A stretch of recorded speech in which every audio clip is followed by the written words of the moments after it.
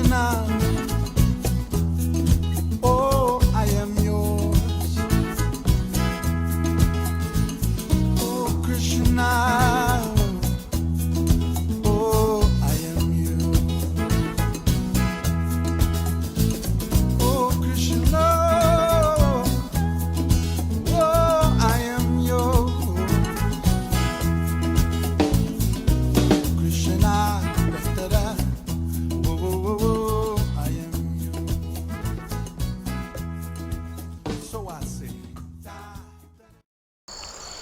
हरे कृष्णा। हरे कृष्णा। हम अभी बारडोली में आए हैं, सूरत के पास है ये। हम मिलने जा रहे हैं हमारे मित्र श्री धर्मेंद्र पारेख साहब। ये जो जितने सिंपल दिखते हैं उतने ही विचित्र हैं, और इन्होंने जो जो काम किए हैं अपने भारत हमारे देश के लिए, वो जब आप सुनना शुरू करेंगे, जब जानना शुरू करेंगे तो आप भी चौंक जाएंगे जैसे मैं चौंक गया हूँ। कृपा करके अभी हम धर्मेंद्र पारेख से विनती करेंगे कि वो हमें अपना इंट्रोडक्शन दें और वो इस जो भी फील्ड में है उसके बारे में हमें जानकारी दें। नाम तो आपने सुना, मेरा नाम है धर्मेंद्र पारेख। ऐसे तो एक गांव में, छोटे से गांव में, वालोड़ में रहता था, लेकिन मुझे थोड़ा इंडिपेंडेंस के बारे में कुछ अलग ही कंसेप्ट था, और मैं थोड़ा ऐसा महसूस करता था कि अभी तक हम लोग सही अर्थ में इंडिपेंडेंट हुए नहीं हैं, क्योंकि जब तक हमारा जो मेजर एनर्जी सेक्टर है, वो एनर्जी सेक्टर में हम बाहर की इंपोर्ट मटेरियल के ऊपर रिलाई करते हैं, तब तक हमारे जो पैसे हैं वो सारे इंपोर्ट में चले। बायोडीज़ल जो बनती थी तो उसके लिए हम लोग गांव-गांव में घूमते थे, और गांव-गांव में घूम के जिसके पास भी बैरन लैंड पड़ी थी या तो फिर जो फार्म थी, वो फार्म के आसपास में जहाँ पे भी जगह मिलती थी हमको, वहाँ पे हम लोग जेट्रोफा की प्लांटेशन करवाते थे, और वो प्लांटेशन में से जो सीड्स मिलती थी वो सीड्स में से बायोडीज़ल बनाते थे। वो बायोडीज़ल कुछ हद तक सक्सेसफुली हम लोगों ने 1-1.5 साल तक हमारा खुद का गाड़ी भी बायोडीज़ल से चलाया, और गवर्नमेंट को भी बहुत सारे काम के लिए बायोडीज़ल सप्लाई भी किया। लेकिन उसमें हमको एक आइडिया आया कि जो ऑयल मिलती थी, वो ऑयल में से करीबन जो सीड्स है, वो सीड्स में से 30-35% तक ऑयल मिलती थी, और उसमें से बायोडीज़ल बनता था। बाकी का जो 65% बायोमास जो रहता था हमारा, वो बायोमास हमारे लिए डीजल बनाने के काम में आता नहीं था। इसलिए हम लोगों ने वो रिसर्च स्टार्ट किया, और वो जो डी ऑयल केक जो हमारे पास था, वो डी ऑयल केक में से हमने डीजल बनाना शुरू किया। उसके लिए हमने बहुत सारे एक्सपेरिमेंट्स किए। वो एक्सपेरिमेंट्स में से हमको लिक्विड बनाने में अच्छी खासी सफलता प्राप्त हुई। लेकिन वो जो लिक्विड था, भारत के गुजरात स्टेट के सूरत डिस्ट्रिक्ट में एक छोटा सा तालुका है वालोड़। मैं वालोड़ से बिलोंग करता हूँ, और हम लोग कुछ इंडिपेंडेंट के अलग ही ख्यालात लेके काम करना शुरू किया था। जब तक हमारे देश की ज़्यादा से ज़्यादा एनर्जी सेक्टर की जो मर्यादा है उसको हम ख़त्म नहीं करेंगे, तब तक हम रियल सेंस में इंडिपेंडेंट बनेंगे नहीं, ऐसा हम सोचते थे। इसीलिए हमने एनर्जी सेक्टर में रिन्यूएबल फ्यूल, लिक्विड फ्यूल बनाने का सोचा, और वो रिन्यूएबल लिक्विड फ्यूल बनाने के लिए काफ़ी साल पहले 1992 में सबसे पहले हमने शुगर कैन बगास में से लिक्विड ऑयल प्रोड्यूस किया। वहाँ से जब जर्नी शुरू हुई तब हमें मालूम नहीं था कि इसका एंड कहाँ आएगा, लेकिन वो 1992 में जो बीज दिमाग में बोया गया कि हमें रिन्यूएबल लिक्विड फ्यूल प्रोड्यूस करना है, वो आगे जाके बड़े पैमाने पे वटवृक्ष बन के खड़ा हो गया। आज मैं आपको कुछ ऐसी चीज़ें दिखाऊंगा जो आप सुन के और देख के सही में मेरे साथ सहमत होंगे कि यदि अपनी सरकार और हम लोग ये रास्ते पे चलते हैं तो हम सही अर्थ में इंडिपेंडेंट बन पाएंगे। मैं आपको बताता हूँ कि अपने देश में दो चीज़ें पैरेलली अवेलेबल है। एक जो है वो प्रश्न के रूप में है और दूसरा जो है वो ही प्रश्न का सॉल्यूशन है। एक हमको ज़्यादा से ज़्यादा अपना खुद का ईंधन चाहिए, अपना खुद का एनर्जी चाहिए, अपना खुद का आमदनी के लिए रोज़गारी चाहिए, और दूसरा हमको गांव-गांव स्वच्छ चाहिए। कूड़ा कचरा कहाँ डालना है, क्या करना है, उसका कैसे प्रोसेस करना है, वो भी सब हमारे लिए एक प्रश्नार्थ है। हमने इसके ऊपर कैसे काम शुरू किया और अभी हम कहाँ पे है, वो मैं आपको थोड़ा डिटेल में दिखा रहा हूँ। थोड़े साल पहले ये जैसे मैंने आपको बताया वैसे गन्ने का जो बगास है वो बगास में से लिक्विड फ्यूल जनरेट किया था, लेकिन उसके बाद रतनजोत नाम की जो वनस्पति है जिसको इंग्लिश में जेट्रोफा कहते हैं, वो जेट्रोफा से डीजल बनाना शुरू किया। जब आप जेट्रोफा क्या डीजल बनाते हो तो आपको जो जेट्रोफा का पौधा है वो पौधे के ऊपर कुछ बीज मिलता है। वो बीज को हम पीस के उसके अंदर से ऑयल निकालते हैं और वो ऑयल को एक केमिकल प्रोसेस से डीजल में कन्वर्ट किया जाता है। वो डीजल को ट्रांस एस्टरिफिकेशन की प्रोसेस से बनाया गया होता है और उसको बायो डीजल के रूप में जाना जाता है। लेकिन ये प्रोसेस में एक चीज़ ये होती है कि जिस पौधे से आप सीड्स इकट्ठे करते हो वो सीड्स को पीसते हो आप और पीस के ऑयल निकालते हो, तो ऑयल निकलती है आपकी 30 से 35% और बाकी का जो 65% 70% जो मिलता है वो आपको ऑयल केक मिलती है, यानी कि आपको ऑयल के साथ केक भी मिलेगी। अभी जो खली बोलते हैं, अभी जो ये खली है वो ज़्यादा है और ऑयल जो है वो कम है। ये कम ऑयल वाली चीज़ में से हम डीजल बनाते हैं और ये खली जो है वो थोड़ा टॉक्सिक होने की वजह से वो कैटल फीड में भी जाता नहीं है। तो ये खली का क्या करें, तो हमारे दिमाग में आइडिया आया कि हमको ये जो 65% वाली जो मटेरियल है खली, बेसिकली उसमें से डीजल बनानी चाहिए। इसीलिए काफ़ी सालों तक उसका एक्सपेरिमेंट्स कंडक्ट किया गया।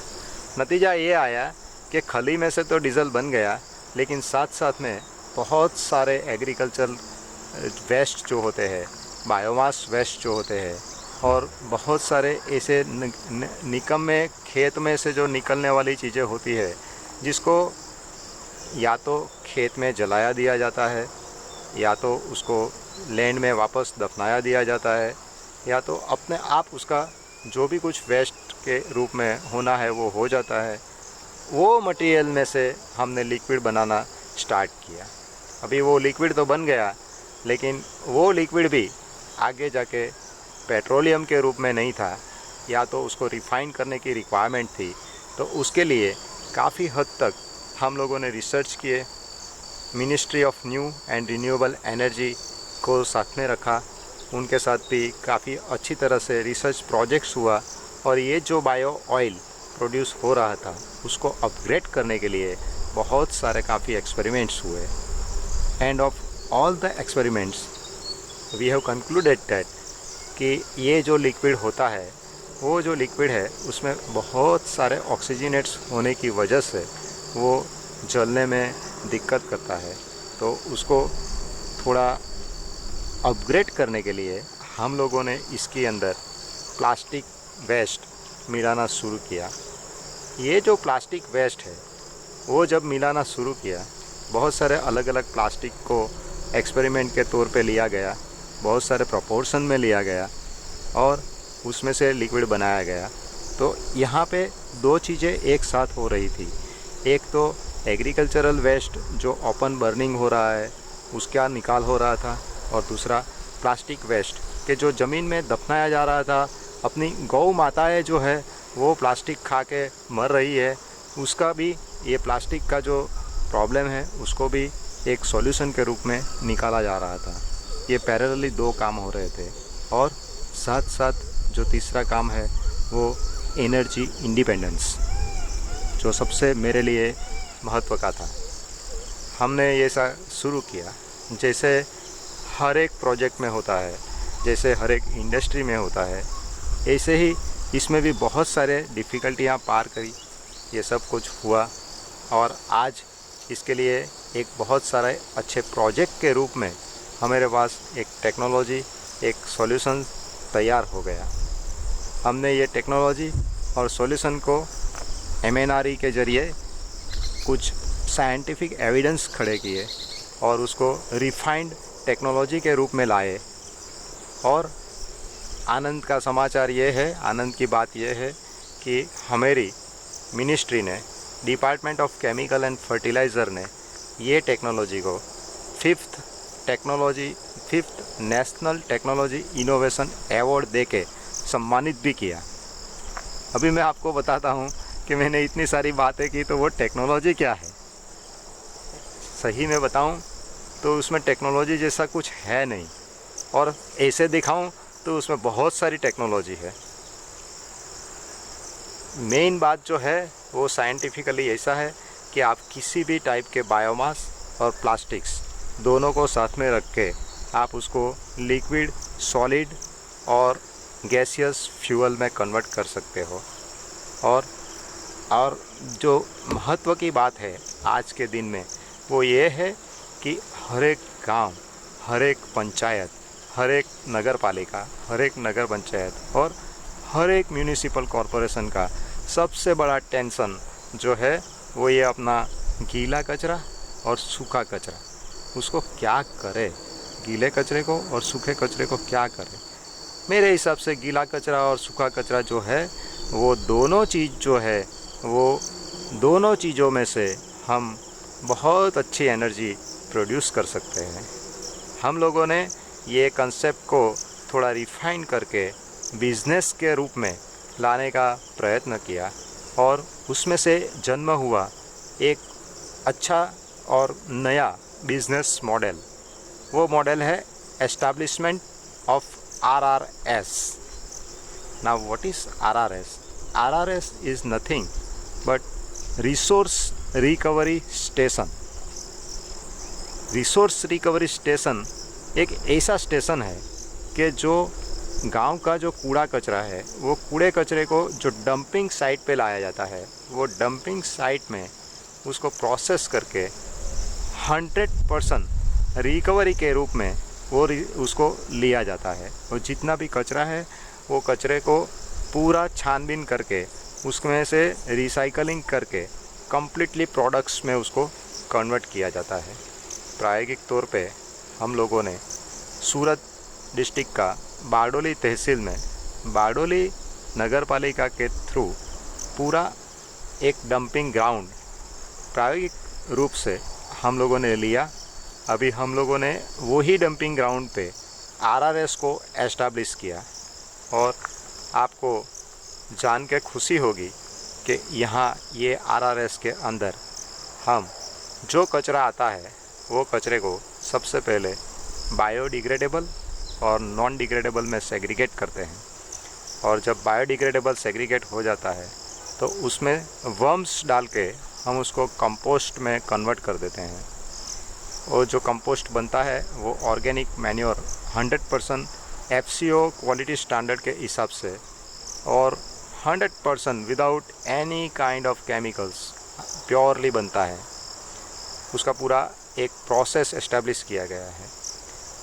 और जितने भी नॉन रिसाइकलेबल्स मटेरियल है वो हर एक नॉन रिसाइकलेबल मटेरियल्स को हम लोग अलग अलग करते हैं। उसमें हमारे पास आता है कांच, आता है कपड़े, आते हैं बूट चंपल फुटवेयर वेस्ट आते हैं। उसके साथ साथ हमारे पास बहुत ही अलग अलग टाइप के प्लास्टिक आर्टिकल्स आते हैं। हम लोग जो मैरिज पार्टी वगैरह में पानी पीने के लिए प्लास्टिक के ग्लास यूज़ करते हैं वो ग्लासेस आते हैं, प्लास्टिक के ग्लास आते हैं। फिर उसके साथ साथ पानी की बोतलें आती है। और ये जो पानी की बोतल है, प्लास्टिक के ग्लास है, या फिर हमारे मिठाई के डिब्बे है, या ऐसे बहुत सारी चीज़ें जो है वो सब के सब मैकेनिकल रिसाइकलिंग के रूप में वापस प्लास्टिक बनाने के लिए काम में आ जाता है। तो उसको हम मैकेनिकल रिसाइकलिंग में बेच देते हैं। लेकिन सबसे बड़ा प्रॉब्लम होता है वो ये प्लास्टिक का होता है कि जो कैरी बैग के रूप में आता है, और वो जो कैरी बैग है वो रियल सेंस में कैरी बैग है और वो हॉरिबल है। वो इसलिए हॉरिबल है कि वो नॉन डेंसिफाइड मटेरियल है, इधर उधर घूमता है और उसमें बहुत सारी मिक्स्ड वैरायटी आती है। उसमें मल्टी लेयर कैरी बैग भी आती है, फूड रैपर्स आते हैं, अलग अलग कलर के होते हैं। वो इतने मिक्सअप होते हैं कि मैकेनिकल रिसाइकलर्स को उसको सेपरेट करने का बहुत खर्चा लगता है, इसीलिए उसको वो छोड़ देते हैं। और उसको वो छोड़ देते हैं इसलिए रैक पिकर्स उसको उठाते नहीं हैं, और रैक पिकर्स नहीं उठाते इसलिए वो डंपिंग ग्राउंड पे आ जाता है। हम लोगों ने उसको इकट्ठा करना शुरू किया और हमारा जो टेक्नोलॉजी है वो टेक्नोलॉजी से उसको थर्मल रिसाइकलिंग करना शुरू किया। अभी ये थर्मल रिसाइकलिंग करने से उसमें से ऑयल, बायोचार और गैस बनती है। ये जो गैस होती है वो सीन गैस होती है। ये सीन गैस को हम कलेक्ट करते हैं और कलेक्ट किया गया सीन गैस जो है वो कलेक्ट किया गया सीन गैस में से हम छोटा सा एक पावर जनरेटर चलाते हैं, उसमें से बिजली पैदा होती है। ये जो बिजली है वो वापस यही मशीन को चलाने के लिए हम यूटिलाइज़ करते हैं। तो ये तो ऐसा हो गया कि खेत भी मेरा, गन्ना भी मेरा और जूस भी मेरा। लेकिन ये सब मेरा मेरा मेरा जो है ना, वो किसके लिए है? गांव का कचरा है, और ये जो एनर्जी प्रोड्यूस हो रही है वो गांव को मिलनी चाहिए। अभी हमारा कंसेप्ट ऐसा है कि ये जो आरआरएस का जो बिज़नेस मॉडल है वो आरआरएस बिज़नेस मॉडल को गांव-गांव तक ले जाने के लिए हमको हर एक गांव में कचरा है और हर एक गांव में एनर्जी चाहिए। मुझे हर एक गांव में बिजली नहीं देना है, लेकिन मुझे हर एक गांव में जो भी कुछ पॉसिबिलिटी है वो पॉसिबिलिटी के हिसाब से जो भी कुछ हम प्रोड्यूस कर सकते हैं वो देना है। गांव स्वच्छ हो जाएगा और हमारा जो 3 प्रश्न है, खातर जिसको बोलते हैं फर्टिलाइज़र, मैन्योर जो खेत के लिए चाहिए, वो हम इंपोर्ट करते हैं, तो वो हमारा गांव खुद प्रोड्यूस करने लगेगा, तो हमारा इंपोर्ट बिल इतना नीचे आ जाएगा और हमारा जो खेत है वो ऑर्गेनिक सजीव खेत बन जाएगी। हमारे गांव में से वो प्लास्टिक की पन्नियाँ जो है वो उड़ना बंद हो जाएगी। हमारी गाय माता है जो है वो प्लास्टिक खाना बंद कर देगी। हमको अच्छा दूध मिलेगा, हमारी गाय माता का स्वस्थ शरीर रहेगा, तन रहेगा, हमारा दिमाग स्वस्थ हो जाएगा। तीसरी बात जो सबसे अगत्य की बात है कि हम लोग जब बिजली पैदा कर देते हैं ना, तो हमको वो बिजली ग्रिड को देना होता है, या तो फिर हमको कैप्टिव कंजम्पशन करना होता है। और जहाँ पे हम बिजली पैदा कर देते हैं वहाँ से हम उसको स्टोर नहीं कर पाते हैं। लेकिन ये टेक्नोलॉजी ऐसी है कि उसमें हम एनर्जी मटेरियल प्रोड्यूस करते हैं। उसमें हम लिक्विड में, सॉलिड में और इसमें हम लिक्विड में, सॉलिड में और गैसियस फॉर्म में मटेरियल प्रोड्यूस करते हैं। इसीलिए इसको हम स्टोर कर पाते हैं। तो हमारा जो स्टोर किया गया कचरा है, कूड़ा है, उसको सफाई करके जो डंपिंग ग्राउंड अभी हम आज के दिन में खाली नहीं कर पाते हैं, और हमारे लिए प्रॉब्लम है कि ये डंपिंग अभी का डंपिंग कहाँ करेंगे, लैंड सॉइल को कैसे रिकवर करेंगे, ये प्रॉब्लम सोल्व हो जाएगा। साथ साथ में स्टोरेबल फॉर्म में एनर्जी मटेरियल आ जाएगा, जिसको हम जब चाहे तब और जहाँ चाहे तहाँ वहाँ यूज़ कर पाएंगे। तो basically RRS is the main business concept to make free zero waste no landfill. I think zero waste no landfill is 100% possible if we do this thing according to the concept and according to the scientific process. Thank you. कहीं बताते जाओ क्या है ये सब, ये किधर का है, कितना बड़ा डंपिंग ग्राउंड है जो आप प्रोसेस कर रहे हो? ये कुछ 20 एकर्स में फैला हुआ है, और उसमें से 5 एकड़ में पिछले 15 ये साल 20 एकड़ में 20 तो हम जो भी देख रहे हैं बारडोली का 20 एकड़ का डंपिंग ग्राउंड है, जिसमें 25 साल से कचरा जमा हो रहा है। इसका कोई अंत ही नहीं है, इतना कचरा यहाँ पे है, और जो सही रिसाइकल नहीं हो पाया।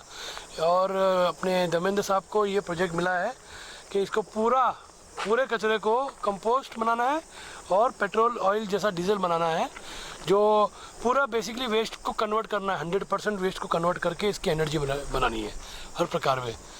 तो ये हम देख रहे हैं, ये प्रोजेक्ट जहाँ पे हम आए हैं यही लोकेशन है, गवर्नमेंट ने अलॉट किया है धर्मेंद्र साहब को। और अभी हम देखने जा रहे हैं मशीनरीज कि क्या क्या मशीनरीज उन्होंने डेवलप की है, इन्वेंट की है धर्मेंद्र साहब ने, जो अपने आप में एक इन्वेंशन है। ये प्रोसेस को पायरोलिसिस भी क्या कहा जाता है, पर पायरोलिसिस में एक बात हमको समझनी है कि दुनिया में जितने भी पायरोलिसिस प्रोसेस है वो प्रोसेस स्मोकिंग वाले हैं, उसमें स्मोक होता है, इसलिए गवर्नमेंट भी पसंद नहीं करती इसे। पर इनका स्मोकलेस प्रोसेस है क्योंकि इन्होंने स्मोक को भी कन्वर्ट करके कार्बन बना दिया है। तो अभी हम ये जगह देख रहे हैं, थोड़ा अंधेरा है, कोशिश करेंगे कितना कवर कर सकते हैं। ये सब मशीनरी है, अभी यहाँ पे एक मशीनरी है, सब इसमें शायद कचरा जाता है अंदर।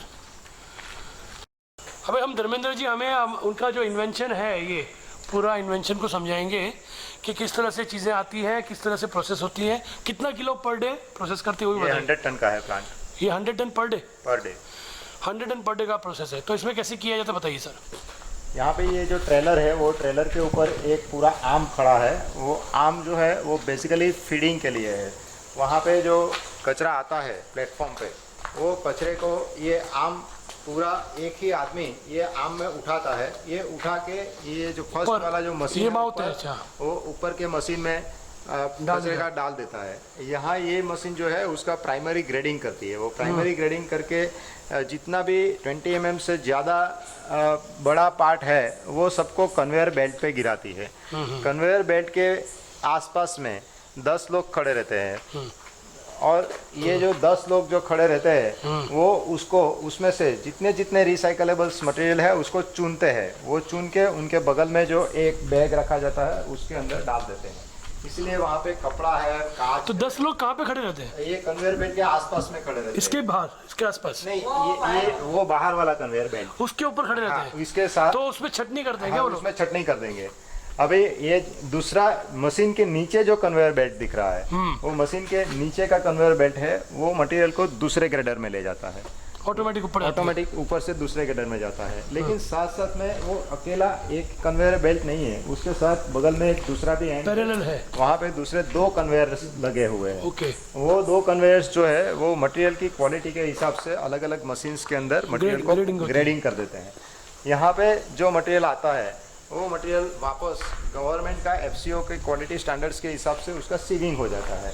और बाकी का जो मटेरियल होता है वो जहाँ पे दूसरे मशीन में गया वहाँ पे उसकी छोटी छोटी जो प्लास्टिक्स है या पेपर है, कांच है, स्टोन्स है, उसको निकाल देती है। और ये मशीन का ग्रेडिंग करके उसकी जो मटेरियल दूसरी निकलती है वो वहाँ पे डिस्टोनर रखा है। तो खाद सिटी में से जो मटेरियल आया, कंपोस्टिंग हुआ, वो कंपोस्टिंग में जो रेत होती है, वो रेत है, पत्थर है या कोई भी कंपोस्ट के अलावा फॉरेन मटेरियल है, उसको वो मशीन ये मशीन निकाल देती है। तो ये दोनों मशीन कंपोस्ट में से, सिटी कंपोस्ट में से जितने भी फॉरेन मटेरियल्स है उसको निकाल देते हैं और प्योर फॉर्म में हमारे पास एक कंपोस्ट रेडी होके आ जाता है। अभी हम लोग ऐसा समझते हैं कि जनरली जितने भी प्रोजेक्ट्स होते हैं वो सब प्रोजेक्ट्स के अंदर उसको सेपरेशन होने के बाद जो मिलता है मटेरियल उसको कंपोस्ट बोला जाता है और कंपोस्ट के तौर पे बेचा जाता है। लेकिन हम लोग यहाँ पे उसको कंपोस्ट के रूप में बेचते नहीं हैं, हम उसको वर्मी कास्ट बोलते हैं। वर्मी कास्ट एक ऐसा मटेरियल है कि जो बेसिकली वर्म्स, जिसको गुजराती में अड़सिया बोलते हैं, उसके लिए एक खुराक है और उसको खाने का मटेरियल है। हम लोग इसके अंदर थोड़ा गोबर का पानी मिलाते हैं और उसमें जो फ्रेश फूड वेस्ट आता है वो फूड वेस्ट मिलाते हैं और दोनों को मिला के हम उसका पीट्स बनाते हैं और वो पीट्स बना के हम उसका वर्म्स छोड़ते हैं उसमें।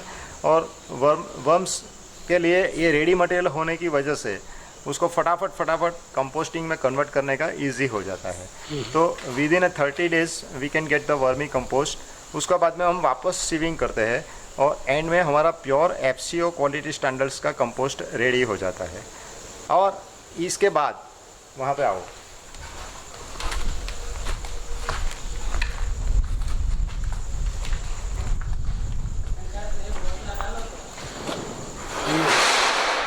आप मशीन देख रहे हैं जो कन्वेयर बेल्ट से निकली हुई जो प्लास्टिक की थैलियाँ वगैरह होती है, जो पन्नी वगैरह होती है, जिसका कोई मैकेनिकल रिसाइकलिंग जनरली पॉसिबल नहीं होता है और इसीलिए वो वेस्ट में आता है। जब वो मैकेनिकल रिसाइकलिंग में पॉसिबल होता है तो रैक पिकर्स ही उसको उठा के उसको बेच देता है, लेकिन जितना रैक पिकर्स उठा नहीं पाया और जो पन्नियाँ इधर उधर घूम के यहाँ आई, उसके लिए स्पेशली डिज़ाइन किया गया पायरोलिसिस मशीन है। जैसे भाई श्री ने बताया कि पायरोलिसिस एक जानी मानी प्रोसेस है, लेकिन वो प्रोसेस में एक इश्यू है सेफ्टी का और दूसरा इश्यू है पोल्यूशन का। यहाँ पे ऐसा मशीन डिज़ाइन किया गया है कि एक तो सिंगल मैन ऑपरेशन है, यहाँ पे कोई आदमी नहीं चाहिए, एक ही आदमी ये पूरा ऑटोमेटिकली कर सकता है, उसको हैंडल कर सकता है। दूसरा, उसमें चिमनी ही नहीं है, धुआं कहीं से निकलता ही नहीं है। उसको हायर टेम्परेचर प्रोड्यूस करने के लिए हम लोगों ने induction type of heaters use किए हैं। जो इंडक्शन हीटिंग से, इलेक्ट्रिकल इंडक्शन हीटिंग होने की वजह से वो मैग्नेटिक फ्लक्स से हीटिंग जनरेट करता है और सीधा जो मटेरियल है वो मटेरियल को हीट करके उसकी गैस में कन्वर्जन हो जाती है। अभी जो गैस बनती है वो गैस को कंडेंस करके हम लोग उसको लिक्विड में कलेक्ट कर लेते हैं। तो हमारा वहाँ से जो प्लास्टिक की पन्नियाँ थी वो यहाँ पे लिक्विड के फॉर्म में आ गई। ये जो लिक्विड है वो बेसिकली LDO टाइप का लिक्विड होता है और उसको LDO की जगह पे हम लोग यूज़ कर सकते हैं। अगर उसको वापस रिफाइन किया जाए तो उसमें से हम केरोसिन, पेट्रोल, डीजल, ऐसे सारे पेट्रोलियम के जो प्रोडक्ट्स है वो प्रोड्यूस कर सकते हैं। करीबन हमारे पास जो 100 kg पन्नी आती है तो उसमें से हम लोग मिनिमम 50 kg ऑयल प्रोड्यूस कर सकते हैं। और पन्नी का आपको मालूम है कि कितना बड़ा प्रॉब्लम है हर गांव में, हर देश में। यहाँ पे मेरा बोलना ऐसा है कि ये हमारा रुपया जो पेट्रोलियम प्रोड्यूस किया जहाँ से और वहाँ से हमने इंपोर्ट किया, उसके लिए जितना रुपया हमारा गया, उसमें से जितना पेट्रोलियम प्लास्टिक बनाने में गया वो सारा प्लास्टिक यहाँ पे है। तो मतलब ये हमारे रुपये है जो इधर उधर घूमते हैं, लेकिन हमारा ध्यान नहीं है उसके ऊपर। तो we should do such kind of projects in a decentralized manner. तो हमारा अगर हम डिसेंट्रलाइज्ड मैनर से ऐसे छोटे छोटे काम करेंगे और हर एक गांव में करेंगे तो मैं समझता हूँ कि वो प्लास्टिक फ्री हो जाएगा। और जितने हैज़ार्ड से आपको मालूम है कि गटरें चौकअप हो रही है, गाय माता खा रही है प्लास्टिक, बाकी के सारे प्रॉब्लम्स आप सबको मालूम है। मेरे को प्रॉब्लम पे ज़्यादा बात नहीं करना है क्योंकि मैं सॉल्यूशन वाला आदमी हूँ, इसीलिए प्रॉब्लम आपको देता हूँ। और आपके पास भी अगर कोई प्रॉब्लम है तो आप मेरे को बताना, मैं ट्राई करूँगा सॉल्यूशन ढूंढने की। तो इसलिए इतना सॉल्यूशन हम लोगों ने निकाला है कि जितना भी कचरा है वो कचरे को हम रिकवर करें और उसको कचरे को कचरा देखने की जगह पे हम उसको रिसोर्स के रूप में देखें। और जो ये फैसिलिटी है वो फैसिलिटी को हम रिसोर्स रिकवरी स्टेशंस बोलते हैं। इसमें थर्माकोल भी प्रोसेस होता है? हाँ, यस। थर्माकोल जनरली प्रोसेस करने का डिफ़िकल्ट होता है, इसीलिए थर्माकोल बहुत सारे वेस्टेज में आ जाता है। हम लोग इसमें थर्माकोल भी प्रोसेस करते हैं। ये मशीन जो आप देख रहे हैं अभी की एक छोटी सी मशीन है, ये छोटी सी मशीन जो है वो हमारी लेबोरेटरी की मशीन है कि जिसमें हम नया मटेरियल आता है तो वो नए मटेरियल को प्रोसेस करते हैं और नए मटेरियल में कैसे प्रोसेस सेट किया जाए। तो यस, तो ये जितना भी मटेरियल चेंज होता है क्योंकि ये मटेरियल कचरे में हर एक प्रकार का मटेरियल आता है। हाँ, जो छोटी छोटी क्वांटिटी होती है। तो हमने इसको ट्रायल करने के लिए, उसकी प्रोसेस सेट करने के लिए ऐसी मशीन बनाई है। अभी शायद ये मशीन के अंदर ऑलरेडी थर्मोकोल है। हाँ, आप देखेंगे तो आपको पता चलेगा कि ऑलरेडी हम लोगों ने शायद थर्मोकोल प्रोसेस करने के लिए। उसका आउटपुट क्या होता है थर्मोकोल का? लाइट बार एक अंदर बार आने दो। हाँ, दिख रहा है, एक अंदर लाइट बार।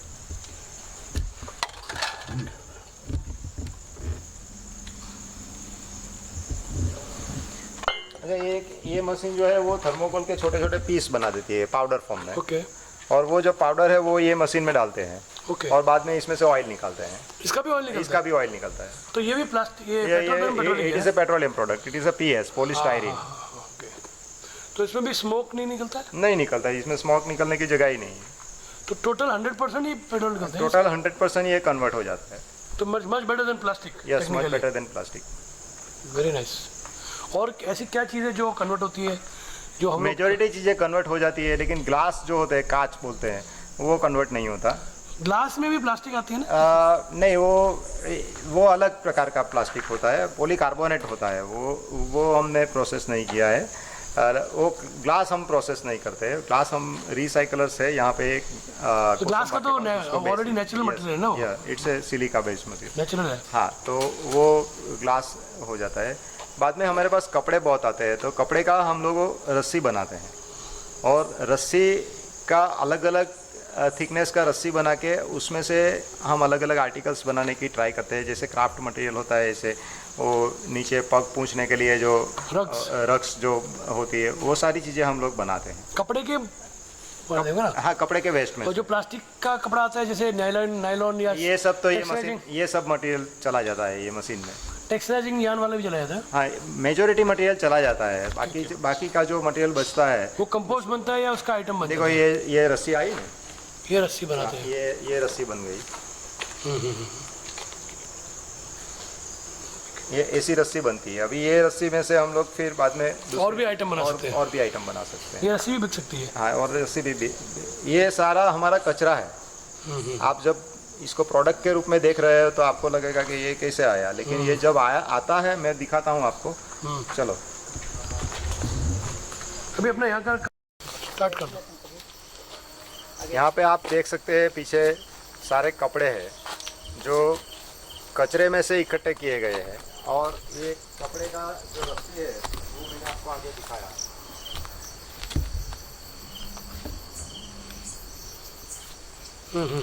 ये थर्मोकोल है जो कचरे में आता है। वो थर्मोकोल का प्रोसेस मैंने दिखाया आपको कि ये ऑयल में कन्वर्ट हो जाएगा। सारा का सारा थर्मोकोल जो है उसको हम लोग ऑयल में कन्वर्ट कर देंगे। अभी आगे हम लोग देखते हैं कैसे कैसे मटेरियल्स रिकवर होता है। यहाँ पे आप देख सकते हैं कि ये सारा का सारा कचरा इकट्ठा किया गया है, लेकिन रिसाइकलेबल्स है, तो रिसाइकलेबल्स होने की वजह से हम लोगों ने इसको अलग रखा है। उसमें वहाँ पे जो है वो पूरे ग्लास वगैरह जो है उसको अलग किया गया है। ये मटेरियल की कैरेक्टरिस्टिक के हिसाब से हम लोग उसको अलग करते हैं, और इसका मैकेनिकल रिसाइकलिंग पॉसिबल है, इसीलिए हम लोग उसको अलग करके मैकेनिकल रिसाइकलिंग के लिए बेच देते हैं। तो इसमें से वापस मटेरियल जनरेट हो सकता है। वो आप ग्लास की बॉटल्स वगैरह देख सकते हो।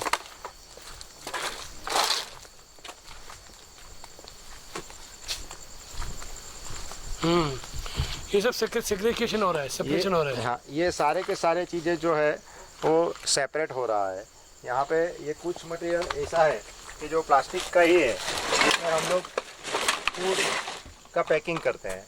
तो ये जो मटेरियल है उसमें सारा का सारा प्लास्टिक फूड ग्रेड का प्लास्टिक है, तो उसको भी हम मैकेनिकल रिसाइकलिंग के लिए ये सारे के सारे डिवीज़न जो है ये मैकेनिकल रिसाइकलिंग होके फिर आपके पास वापस आता है क्या? ये मैकेनिकल रिसाइकलिंग होके वापस प्रोडक्ट बनेगा।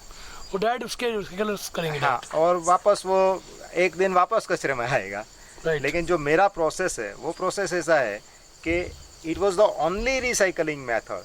बहुत अच्छा क्वेश्चन आपने पूछा, मेरे को वो बताना चाहिए कि ये सब रिसाइकलिंग मेथड है और अच्छी रिसाइकलिंग मेथड है, लेकिन इसमें एक बार प्लास्टिक रिसाइकलिंग होके वापस प्लास्टिक बनती है तो उसकी क्वालिटी थोड़ा डिग्रेड होता है, और वहाँ पे प्लास्टिक का रिसाइकलिंग होता है और प्लास्टिक नहीं बनता है, इसलिए वो वेस्ट स्ट्रीम में से कायम के लिए बाहर चला जाता है और ये वापस घूम फिर के वापस आएगा। आप ये कह रहे हो कि ये जो प्लास्टिक, जो थिक प्लास्टिक हम देख रहे हैं वो अच्छा क्वालिटी का प्लास्टिक है, और उसका वापस प्लास्टिक बनेगा थोड़ा लोअर ग्रेड का। हाँ। और उसके बाद वापस लोअर ग्रेड का बन सकता है। वापस जो लास्ट ग्रेड है हाँ। वो जो उसका रिसाइकल नहीं हो सकता है, वो आपके पास वहाँ पे ऑयल बन सकता है। ऑयल बन सकता है, और अगर मैं इसमें से भी ऑयल बनाऊं तो ऑयल नहीं बनेगा ऐसा नहीं है, वहाँ से अच्छा ऑयल बनेगा, काफ़ी अच्छा ऑयल बनेगा। लेकिन ये दो रिसाइकलिंग मेथड है, उसमें वो जो रिसाइकलिंग मेथड है वो रिसाइकलिंग मेथड मेरे हिसाब से उसके मेरिट्स ज़्यादा है। इसलिए इसके मेरिट्स ज़्यादा है कि उसमें प्लास्टिक रिसाइकलिंग होके एनर्जी मटेरियल में कन्वर्ट हो जाता है, वापस प्लास्टिक बनता नहीं है उसमें से, तो डिग्रेड क्वालिटी का प्लास्टिक बनने का सवाल नहीं है। तो आपके जो लैंडफिल पे प्लास्टिक आने का जो रेशियो है वो ही कम हो जाएगा। और ये आप रिसाइकलिंग के लिए इसलिए बेच रहे हो, पेट्रोल नहीं बना रहे हो, क्योंकि आप चाहते हो कि इसका कोई प्रोडक्ट बन जाए तो उतनी पेट्रोलियम प्रोडक्ट Yes, कम लगेगा नेचर में तो और खराब करने के लिए इतना कम लगेगा। इसीलिए ये सारी के सारे क्योंकि प्रोसेस इसको भी आप प्लास्टिक, आपको तो मुनाफा हो सकता है इस बनाने में, पर आप चाहते हो कि प्रकृति को पहले बचाएं, प्रकृति को पहले बचाना चाहिए। और प्रकृति को बचाने के लिए हम अगर ज़्यादा प्रोड्यूस ना करें तो सेविंग करें, सेविंग होती है, तो वो भी एक तरीका है। कोई ऐसा वेस्ट है जो आप जिसका कोई इलाज ही नहीं है या जो कन्वर्ट नहीं हो सकता? जैसे अभी हम रैपर देखते हैं, खाने चिप्स के रैपर देखते हैं, उसमें क्या होता है, वो प्लास्टिक का रैपर होता है पर अंदर से उसके अंदर एक एल्यूमिनियम की कोटिंग होती है, तो वो सेपरेट कैसे करते हैं आप? वो किस तरह से वो जो मेरा मशीन आपने देखा, वो मशीन में हमने दूसरा भी एक एक्सपेरिमेंट किया है, मैं अभी आपको दिखाता हूँ। वो जो मटेरियल है ना अपना एल्यूमिनियम स्ट्रिप वाला, वो लेके आओ, मटेरियल है। अभी हम जो देख रहे हैं ये एक बहुत बड़ी समस्या हो गई है समाज के लिए और रिसाइकलर्स के लिए। ये एक प्लास्टिक का मटेरियल है, प्लास्टिक का जो पेपर आता है, तो इसके अंदर एल्यूमिनियम है, देखिए अंदर जो एल्यूमिनियम मेटल का एक कवरिंग है। अब इसको सेपरेट कैसे करें और इसको रिसाइकल कैसे करें, एक बहुत बड़ी दुविधा है। और ये सब रैपर्स होते हैं, ये पूरे भारत में ऐसे 1-1 किलोमीटर पे पाप ऐसे अलग बहुत डिस्टेंस से पड़े होते हैं। इसका रैक पिकिंग कॉस्ट ही इतना ज़्यादा है, आप सोच नहीं सकते। मैं जितने की चिप्स नहीं है उससे ज़्यादा इसका रैक पिकिंग कॉस्ट है। तो ये मटेरियल को मेरे हिसाब से, जो मेरी रिसर्च है, कोई रिसाइकल कर नहीं पा रहा है, ये कचरा बढ़ रहा है खाली। यहाँ पे धर्मेंद्र भाई ने इसको भी रिसाइकल किया, ये हमको समझाएंगे कि इन्होंने किस तरह से उसको रिसाइकल किया। हम लोगों ने इसका भी पायरोलिसिस ही किया है, और पायरोलिसिस करके इसमें से जितना भी प्लास्टिक मटेरियल है वो सारा का सारा प्लास्टिक मटेरियल जो है वो ऑयल में कन्वर्ट हो जाता है, लेकिन बाकी का जो बचता है वो चार के फॉर्म में आ जाता है। भी जब वो बायो चार के फॉर्म में आ जाता है तो वो चार में से जब भी आपको उसको इलेक्ट्रोस्टैटिक सेपरेशन से सेपरेट करेंगे तो जितना भी एल्यूमिनियम चार में मिक्स रहता है वो एल्यूमिनियम को आप रिकवर कर सकते हैं।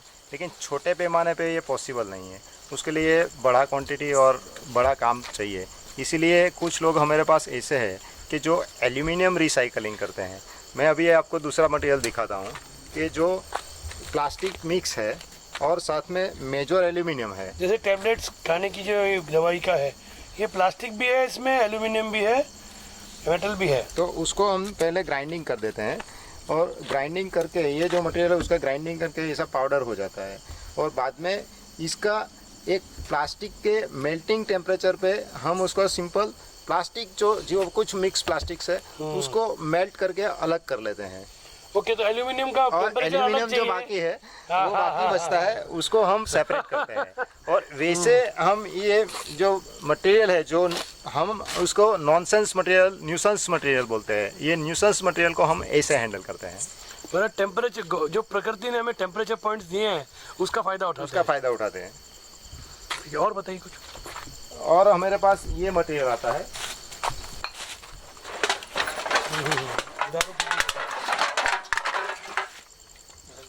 इसमें एल्यूमिनियम है, पूरा एल्यूमिनियम है, और लेकिन इसके ऊपर भी प्लास्टिक का एक पैकिंग मटेरियल लेयर होता है। वो भी ऐसे करते हैं, वो भी ऐसे करके पाउडर बनाना पड़ता है क्या? नहीं, उसको सीधा डाल के हम प्लास्टिक जो है वो प्लास्टिक को अलग कर लेते हैं, उसका पायरोलिसिस हो जाता है, और बाकी का जो एल्यूमिनियम है वो रिएक्टर में ही गर्म होता है, रिएक्टर में गर्म हो जाता है। और इसको ऑक्सीजन की एब्सेंस में करने की वजह से उसका कोई धुआं बुआ बाहर आता नहीं है, और कोई एनवायरनमेंट में कुछ उसका जाता नहीं है। और जो गैसेस बनती है वो गैसेस दो प्रोसेस है, जब हमको प्लास्टिक रिकवर करना है तो हम उसको मेल्टिंग स्टेज पे करते हैं, इसीलिए वो गैसियस फॉर्म में उसको लाते नहीं है, और जो सॉलिड्स है उसको अलग से रिकवर कर लेते हैं। बाद में वो जो रिकवर किया गया सॉलिड्स है वो एल्यूमिनियम का जो काम करने वाले लोग हैं उसको दे देते हैं। बाकी हमारे पास बहुत सारी चीज़ें ऐसी आती है कि जो हमें ऑलरेडी कहीं पे न कहीं पे रिसाइकल होता है, जैसे कि ये कांच की बोतलें हैं। तो हमारे यहाँ गुजरात में एक कोसंबा करके जगह है, वहाँ पे पूरा एक ग्लास रिफाइनिंग का पूरा फैक्ट्री है। तो वो लोग यहाँ से कांच उठा के ले जाते हैं, ये लोग वो कांच का पूरा रिसाइकलिंग करके वापस उसमें से ग्लास बनाते हैं। तो मेजॉरिटी जो प्रॉब्लम वाली चीज़ थी वो सारे के सारी प्रॉब्लम वाली चीज़ हम लोगों ने ऐसे एड्रेस किया है कि वो प्रॉब्लम भी ख़त्म हो जाए और देश की सेवा भी हो। ठीक है, अभी अपने को क्या कवर करना है टेक्निकल पॉइंट ऑफ व्यू से? मेरे हिसाब से सब कुछ हो गया। अभी अब मैं क्वेश्चन करूँगा। ये रस्सी बनाने का डिवीजन है, यहाँ पे कपड़े से रस्सी बनती है, ये छोटी छोटी मशीनें इन्होंने बनाई है। ये हम देखते हैं जरा।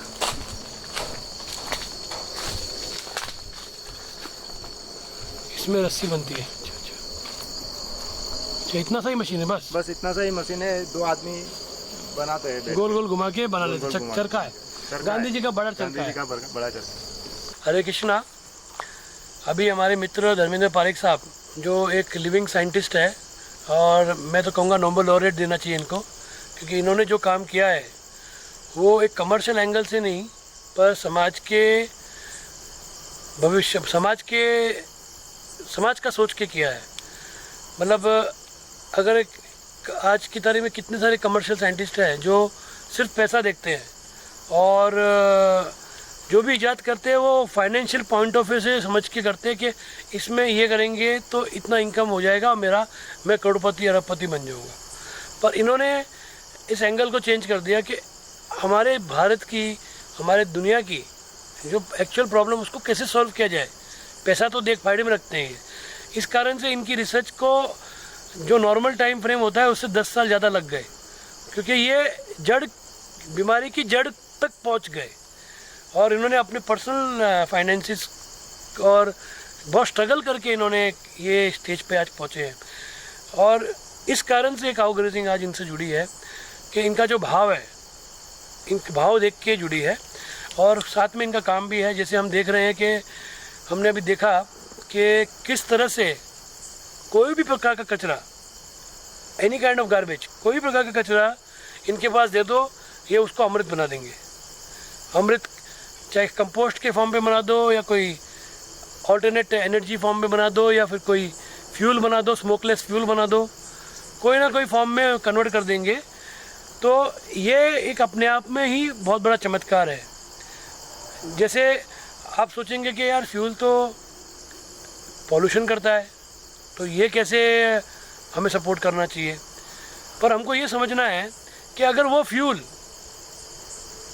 अगर ये नहीं बनाते तो उतना फ्यूल एक्स्ट्रा नेचर से निकाला जाता। पहले बात ये समझना है, तो वो उतना हमारा बच गया निकालने का।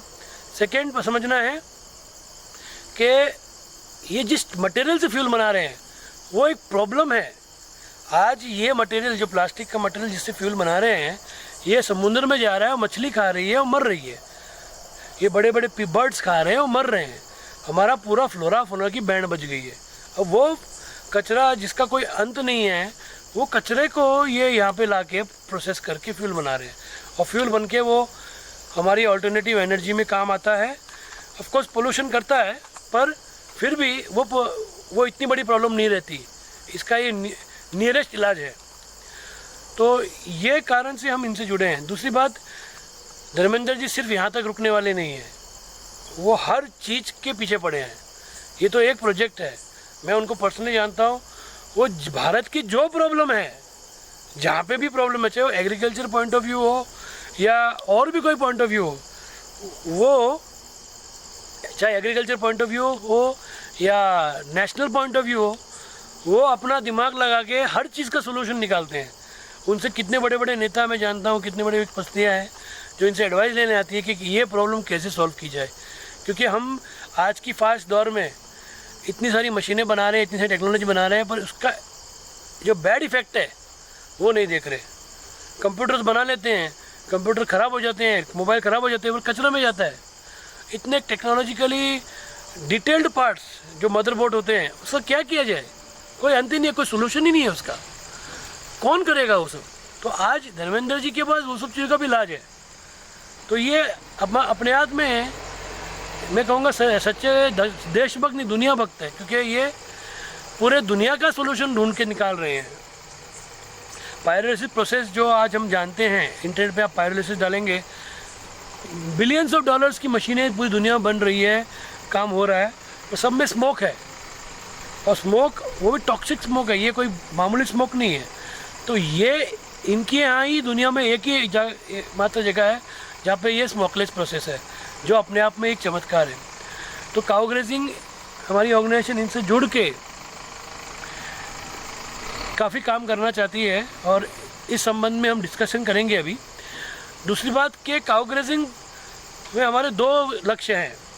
एक लक्ष्य तो ये है कि समाज को डायरेक्शन देना, कि किस तरह से हम स्वावलंबी बन सकते हैं, किस तरह से हम गाँव में लौट सकते हैं और किस तरह से हम ऐसी जीवन शैली जी सकते हैं जिसके अंदर हमें प्लास्टिक की आवश्यकता ही नहीं हो या नॉन डिग्रेडेबल चीज़ों की आवश्यकता ही नहीं पड़े। हम खाना बनाएंगे तो मटके के पॉट में बनाएंगे, मटके के बर्तनों में बनाएंगे, मिट्टी के बर्तनों में बनाएंगे। हम कोई ट्रांसपोर्ट करने के लिए चीज़ लेंगे वो एल्यूमिनियम में करेंगे या और हमारे को ट्रांसपोर्ट की ज़रूरत ही नहीं पड़ेगी। हमारे पूरा स्वावलंबी गाँव 20-25 स्क्वायर किलोमीटर के रेडियस के अंदर ख़त्म हो जाएगा। तो हमारा ट्रैवलिंग भी ज़्यादा नहीं, कोई फ्यूल की ज़रूरत नहीं, बैलगाड़ी में घूम सकते हैं। तो ये हम सिखा रहे हैं दुनिया को कि दुनिया को करोड़ों स्वावलंबी गाँवों की आवश्यकता है, नहीं कि ऐसी सिटीज़ की जिसके अंदर हमको हज़ारों किलोमीटर ट्रैवल करना पड़े इतनी सी पैसे कमाने के लिए। और हमारा जीवन पूरा सत्यानाश हो चुका है। हम पिंजरे के घर में रह रहे हैं, ना सुख, ना यहाँ का, ना खाने में सुख है, ना जीने में सुख है, कोई सुख नहीं है। तो हमारा रोल ये है कि हम स्वावलंबी जीवन सिखा रहे हैं और बहुत ही सरल है, कोई भी कर सकता है। और हमने उस हिसाब से रिसर्च की है। आप हमारी रिसर्च हमारे यूट्यूब चैनल पे देख सकते हैं, youtube.com/cow-grazing पे। ये हो गया हमारा एक पार्ट, ये सिखाने की बात हो गई और हम इस हिसाब से इक्वलेजेस बना रहे हैं। दूसरा पार्ट है कि जो सत्यानाश हो गया है उसका क्या, वो एक बहुत बड़ा क्वेश्चन मार्क है कि जो सत्यानाश हो चुका है, जो टेक्नोलॉजी ने जो हमारे गड़बड़ कर दी है ऑलरेडी, जो कचरा पड़ा है, अल्टीमेटली सब मिल के कचरा हो जाता है। टेक्नोलॉजी जो भी कर रही है उसका अल्टीमेटली सारांश है कचरा। तो ये दूसरा इंपॉर्टेंट पार्ट है कि उसका क्या किया जाए। हम स्वावलंबी गाँव तो बना लेंगे पर कचरे का क्या करेंगे।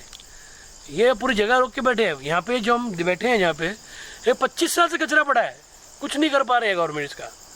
तो कचरे का क्या करें, कुछ तो करना पड़ेगा इसका। तो अब काउ ग्रेजिंग इस रोल पे हम आ रहे हैं कि हमें प्रैक्टिकल रोल पे है कि हमें इसका भी कुछ करना पड़ेगा। तो हम कचरे को भी रिजॉल्व कर रहे हैं और उसका भी एनर्जी रिलेटेड सोल्यूशन निकालने की ट्राई कर रहे हैं। और दोनों एक्सट्रीम पॉइंट्स हैं कि दोनों एक्सट्रीम साइड है, दोनों को हम साथ में लेके दोनों का सोल्यूशन करेंगे। तो हम जो भी स्वावलंबी जीवन जीना चाहते हैं, स्वावलंबी गांव बनाना चाहते हैं, वो हमारा जो एम है, जो हमारा लक्ष्य है, उस पर पहुँच जाएंगे। तो ये मैं आपको कहना चाहता था कि हम कुछ भी अलग नहीं कर रहे हैं, ये हमारी समस्या है। स्वावलंबी बनने के लिए पहले हमारा जहाँ हम रह रहे हैं वो तो जगह स्वावलंबी बने। ये कचरा, ये गार्बेज, ये सब इसको हम ये मैटर को साइड में नहीं रख सकते।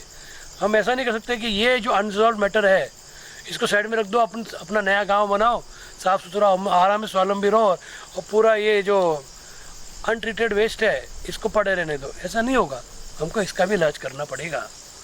तो ये समझकर, ये सोचकर हमने धर्मेंद्र पारेख भाई से टाइप किया है और हम कोशिश कर रहे हैं कि हमारे जो मित्र हैं, सपोर्टर्स हैं काउ ग्रेजिंग के वर्ल्ड वाइड, ये हमें हमारी जो डिसीजन है, ये डिसीजन पे हमें सपोर्ट करेंगे और हमारे साथ जुड़ के इस तरह की जो गार्बेज ट्रीटमेंट फैक्ट्रीज है पूरी दुनिया भर में बनाएंगे। ये एक छोटा सा गांव है बारडोली, यहाँ पे एक छोटा सा यूनिट बनाया है जिसकी कैपेसिटी आज की तारीख में 1 लाख किलो कचरा को प्रोसेस करने की है पर डे।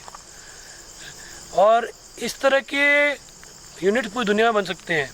और बाकी टेक्निकल डिटेल हमारे मित्र बताएंगे आपको, धर्मेंद्र जी, कि कितनी पॉपुलेशन में कितना किलो वेस्ट नॉर्मली होता है और उसके लिए हमें कितने प्रकार के यूनिट बनाने हैं। पर ये बहुत ही ज़रूरी है, बहुत ज़्यादा ज़रूरी है मेरे हिसाब से, और ये हमें करना ही पड़ेगा। और इसके लिए हमें टेक्नोलॉजी का ही इस्तेमाल करना पड़ेगा। हम कोई वैदिक मेथड से ये कचरे को प्रोसेस नहीं कर सकते, क्योंकि जो बीमार बोलते हैं जैसे कि सांप को सांप काटता है, सांप का जो जहर है वो सांप का जहर ही काटेगा उसे। अगर आपको सांप काट लेगा तो उसके लिए आपको जो दवाई मिलती है वो भी एक जहर ही है, दूसरे सांप का जहर है। तो उसी तरह से ये टेक्नोलॉजी का बनाया हुआ कचरा है, इसको टेक्नोलॉजी से ही हमको इसका सोल्यूशन करना पड़ेगा। कोई ऑप्शन नहीं है, इसका वैदिक मेथड नहीं है। कोई वैदिक मेथड में प्लास्टिक का कोई सोल्यूशन नहीं है, क्योंकि ये ऐसी चीज़ है जो इतने नीचे से आई है, ज़मीन के इतनी नीचे से आई है कि कोई वैदिक मेथड उतना नीचे पहुंच ही नहीं सकता। पहले चीज़ तो जिस चीज़ को जिस तरह से बनाया गया है उसी तरह से उसका निवारण करना पड़ेगा हमें, और ये हमारी सामाजिक रिस्पॉन्सिबिलिटी है, ये करना ही पड़ेगा हमें। और जितना जल्द से जल्द कर रहे हैं उतना हम हमारे जो एक्सटिंक्ट हो रहे हैं जीव जंतु मछलियाँ वो सबको बचा सकते हैं जितना जल्दी, क्योंकि ये तो एक्सटिंक्ट हो रही है। कितनी प्रकार की, कितनी हजारों प्रकार की मछलियाँ थी आज ओशन में, समुद्र में, आज वो ख़त्म हो गई है। मुश्किल से 10% वैरायटी बची है। वो सब प्लास्टिक खा खा के, कचरा खा खा के मर रही है, और शरीर में वापस वो प्लास्टिक तो रह ही जाता है। फिर वो कचरा किसी और जीव को खाने के लिए काम आता है, फिर वो मर जाता है। ये एक अनलिमिटेड साइकिल है जो हम सबको ख़त्म कर देगा। इसको हमें रोकना पड़ेगा। गवर्नमेंट की तरफ से मैं प्रार्थना करूँगा गवर्नमेंट की ऐसी फैक्ट्रियाँ बंद कर दें जो ऐसा कचरा पैदा करे। तो ये सबसे पहला इम्प्लीमेंट सोल्यूशन है, पर गवर्नमेंट नहीं कर रही है तो हमको कुछ करना पड़ेगा। तो ये हमने एक निर्णय लिया है कि धर्मेंद्र पारेख साहब के साथ हम जुड़ के ऐसे छोटे छोटे यूनिट पूरी दुनिया भर में बनाएंगे और लोकल इन्वेस्टमेंट्स ले सकते हैं। आपकी सिटी में अगर बहुत कचरा है, आप चाहते हो कि आपकी सिटी में सारा कचरा वेस्ट पूरा कन्वर्ट होके उसका कोई रिजोल्यूशन आ जाए, तो आप हमें कांटेक्ट कीजिए। हम आपके यहाँ के गवर्नमेंट सर्वे करके आपके पूरे एरिया का कचरा हम हमारी यूनिट मशीन लगा के उसको प्रोसेस कर देंगे। जो भी इन्वेस्टमेंट आएगा उसमें आपको रिटर्न्स भी मिलेंगे, और रिटर्न्स का अंडरस्टैंडिंग आपको हमारे धर्मेंद्र भाई साहब बताएंगे किस तरह से इन्वेस्टमेंट होता है, रिटर्न होते हैं। और इन्वेस्टमेंट भी डिपेंड ऑन द कचरा है, कितना कचरा पैदा होता है उसके ऊपर है। जितना छोटा एरिया है उतना इन्वेस्टमेंट कम होता है, जितना बड़ा एरिया है उसमें इन्वेस्टमेंट थोड़ा ज़्यादा होता है। और बड़े एरिया में छोटा भी कर सकते हैं, शुरुआत कर सकते हैं, फिर बढ़ा सकते हैं, ऐसा भी ऑप्शन है। तो वो सब हम समझेंगे। और टेक्निकल पहले हम समझ लेते हैं धर्मेंद्र पारेख साहब से कि टेक्निकली इन्वेस्टमेंट कैसे वर्क करता है, कचरा क्या होता है, एक आदमी के घर में कितना कचरा पैदा होता है, और भारत में अलग होता है, विदेश में अलग होता है, विदेश की परिभाषा क्या है। और सबसे बढ़िया बात ये क्या है, इसमें हमने समझी है कि कचरा जो है जो हम ला रहे हैं, it is not waste, it is wealth. क्योंकि वो कचरा लाने का जो कॉस्ट है समझो 8 आना होगा, पर उसमें उसको प्रोसेस करके जो फाइनल प्रोडक्ट निकल रहा है उससे कमाई हमारी 1 किलो पे 30-35 पैसा कम से कम हो रही है। ये प्रॉफिट, नेट प्रॉफिट है 35 पैसा पर किलो। तो इसका मतलब ये हुआ कि हम जो काम कर रहे हैं ये ऐसा कोई चैरिटी का काम नहीं है, ये बिजनेस है। आप इसमें कमाएंगे तो नेचर को भी बचाएंगे, पैसा भी कमाएंगे, उस पैसे को हम और भी बड़े बड़े प्रोजेक्ट्स करने में लगाया जा सकता है। तो ये भी एक बहुत बड़ा पॉइंट है जो हमें समझना है। तो मेरा तो विजन ये कहता है कि आज अगर हम ऐसी मशीन्स पूरी दुनिया में लगा लेंगे और हर गांव, हर कोने में अगर ये मशीन लग जाएगी, तो एक पॉइंट ऐसा आएगा कि कहीं कचरा दिखेगा ही नहीं। घरों में से भी एक सिस्टम बन जाएगा, प्लास्टिक वेस्ट अलग करके लोग उसको वहीं पे ही अलग करके कचरा वाले को देंगे, और वो प्लास्टिक का अलग सेपरेटली हमारे पास आ जाएगा, और फूड वेस्ट अलग हो जाएगा, तो उसका डायरेक्ट कंपोस्ट बन जाएगा। इसको अलग से यहाँ पे करना नहीं पड़ेगा, और एक सिस्टम बन जाएंगे हर चीज़ के। तो बहुत फास्ट रिसाइकलिंग होगी, मतलब कचरा बनने के पॉइंट से और उसकी फाइनल प्रोडक्ट बनने के पॉइंट तक 1-2 दिन के अंदर ही 48 घंटे का ही हेर फेर होगा, उससे ज़्यादा नहीं होगा। आज तो हमारे पास क्या है कि बरसों का कचरा पड़ा है, उसको प्रोसेस करने में बहुत टाइम लगने वाली है। तो वो तो एक अलग मैटर है, पर एक पॉइंट हमारा विजन है कि आगे जाके कोई कचरा होगा, हम ऐसा कुछ करें कि पूरी दुनिया में हो जाए ये सब चीज़ें, ये मशीनें लगा दें, तो हम ऐसे लेवल पर पहुँच जाए तो कचरा होगा ही नहीं, कोई जानवर खाएगा ही नहीं। पूरे जानवर, गाय, बकरी, जो भी नेचर के हैं, प्रकृति के जानवर हैं, वो खुला घूम सकेंगे पूरी प्रकृति के अंदर, घास फूस खा सकेंगे और खुश रहेंगे। हमारी प्रकृति का जो सौंदर्य है वो वापस आ जाएगा। तो यही मेरा आपसे संदेश था। और हम धर्मेंद्र पारेख साहब से टेक्निकल समझ लेते हैं कचरे का क्या है, कैलकुलेशन फंडा क्या है, और फिर हमारा जो प्रस्ताव है वो जो भी लोग हमें इससे जुड़ना चाहते हैं, चाहे वॉलंटियर पॉइंट ऑफ व्यू से जुड़ना चाहते हैं, चाहे आप इन्वेस्टमेंट ला के देना चाहते हैं, कोई CSR में इन्वेस्टमेंट ला के देना चाहते हैं, तो वो भी वेलकम है। और हम रेडी हैं, वी आर रेडी। हम कभी भी आप हमें बुलाएं और हमें टाइप कराएं, या हम टाइप कर सकते हैं आपकी गवर्नमेंट से, इन्वेस्टमेंट मिले तो हम टाइप कर सकते हैं। तो वो है, और हम आपके सिटी में आके कचरा प्रोसेस कर देंगे और उसे एक रीयूजेबल एनर्जी में कन्वर्ट कर देंगे। तो हम आपका शुक्रिया करते हैं, आपने मुझे सुना। और अभी हम धर्मेंद्र पारेख साहब से बात करेंगे। हरे कृष्ण। गजानन भाई ने बहुत अच्छी तरह से कचरे का जो प्रॉब्लम है वो समझाया। मेरे हिसाब से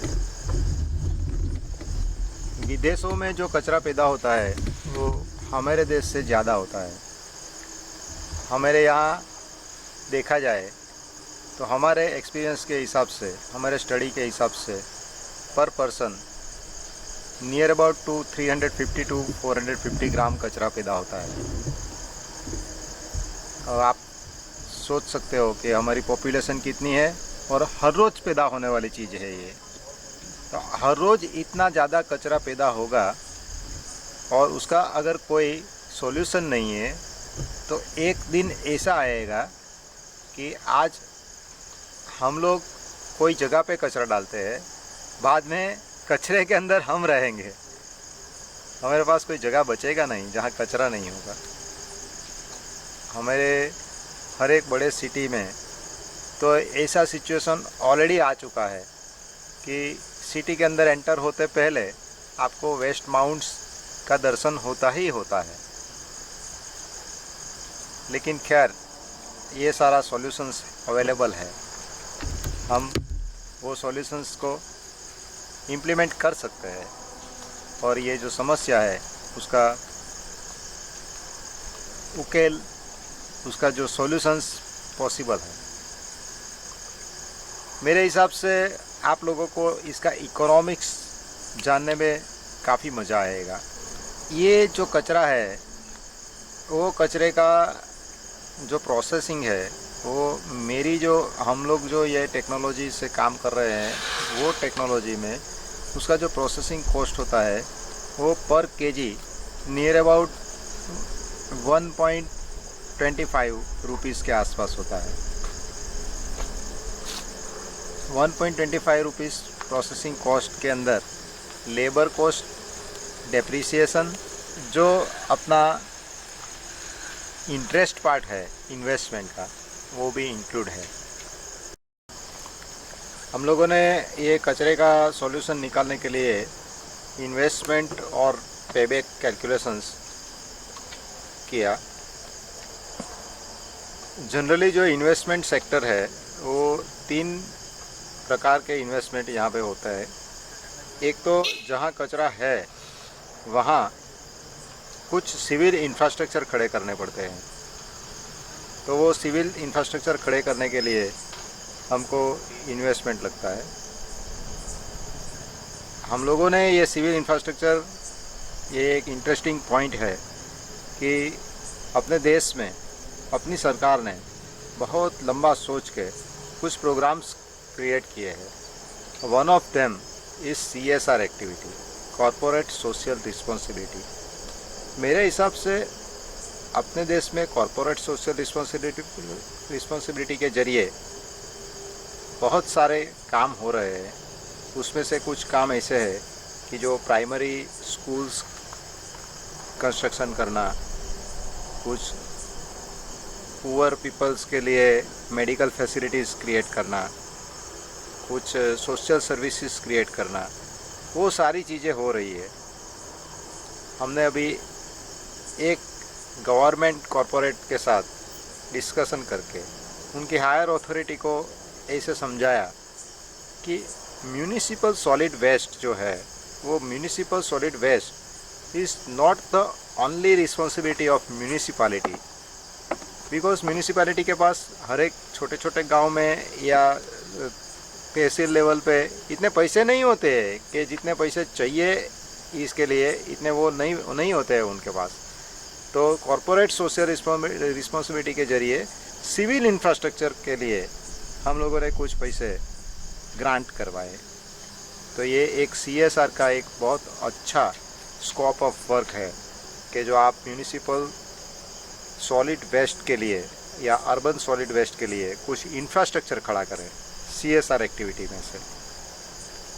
दूसरा एक कंपोनेंट होता है इन्वेस्टमेंट का, वो प्लांट इक्विपमेंट एंड मशीन्स में होता है कि जो ये कचरे का प्रोसेस करने के लिए हमको जो इक्विपमेंट्स चाहिए, जो प्लांट्स चाहिए, जो मशीन्स चाहिए, वो हमको एक बड़ा इन्वेस्टमेंट का स्कोप है।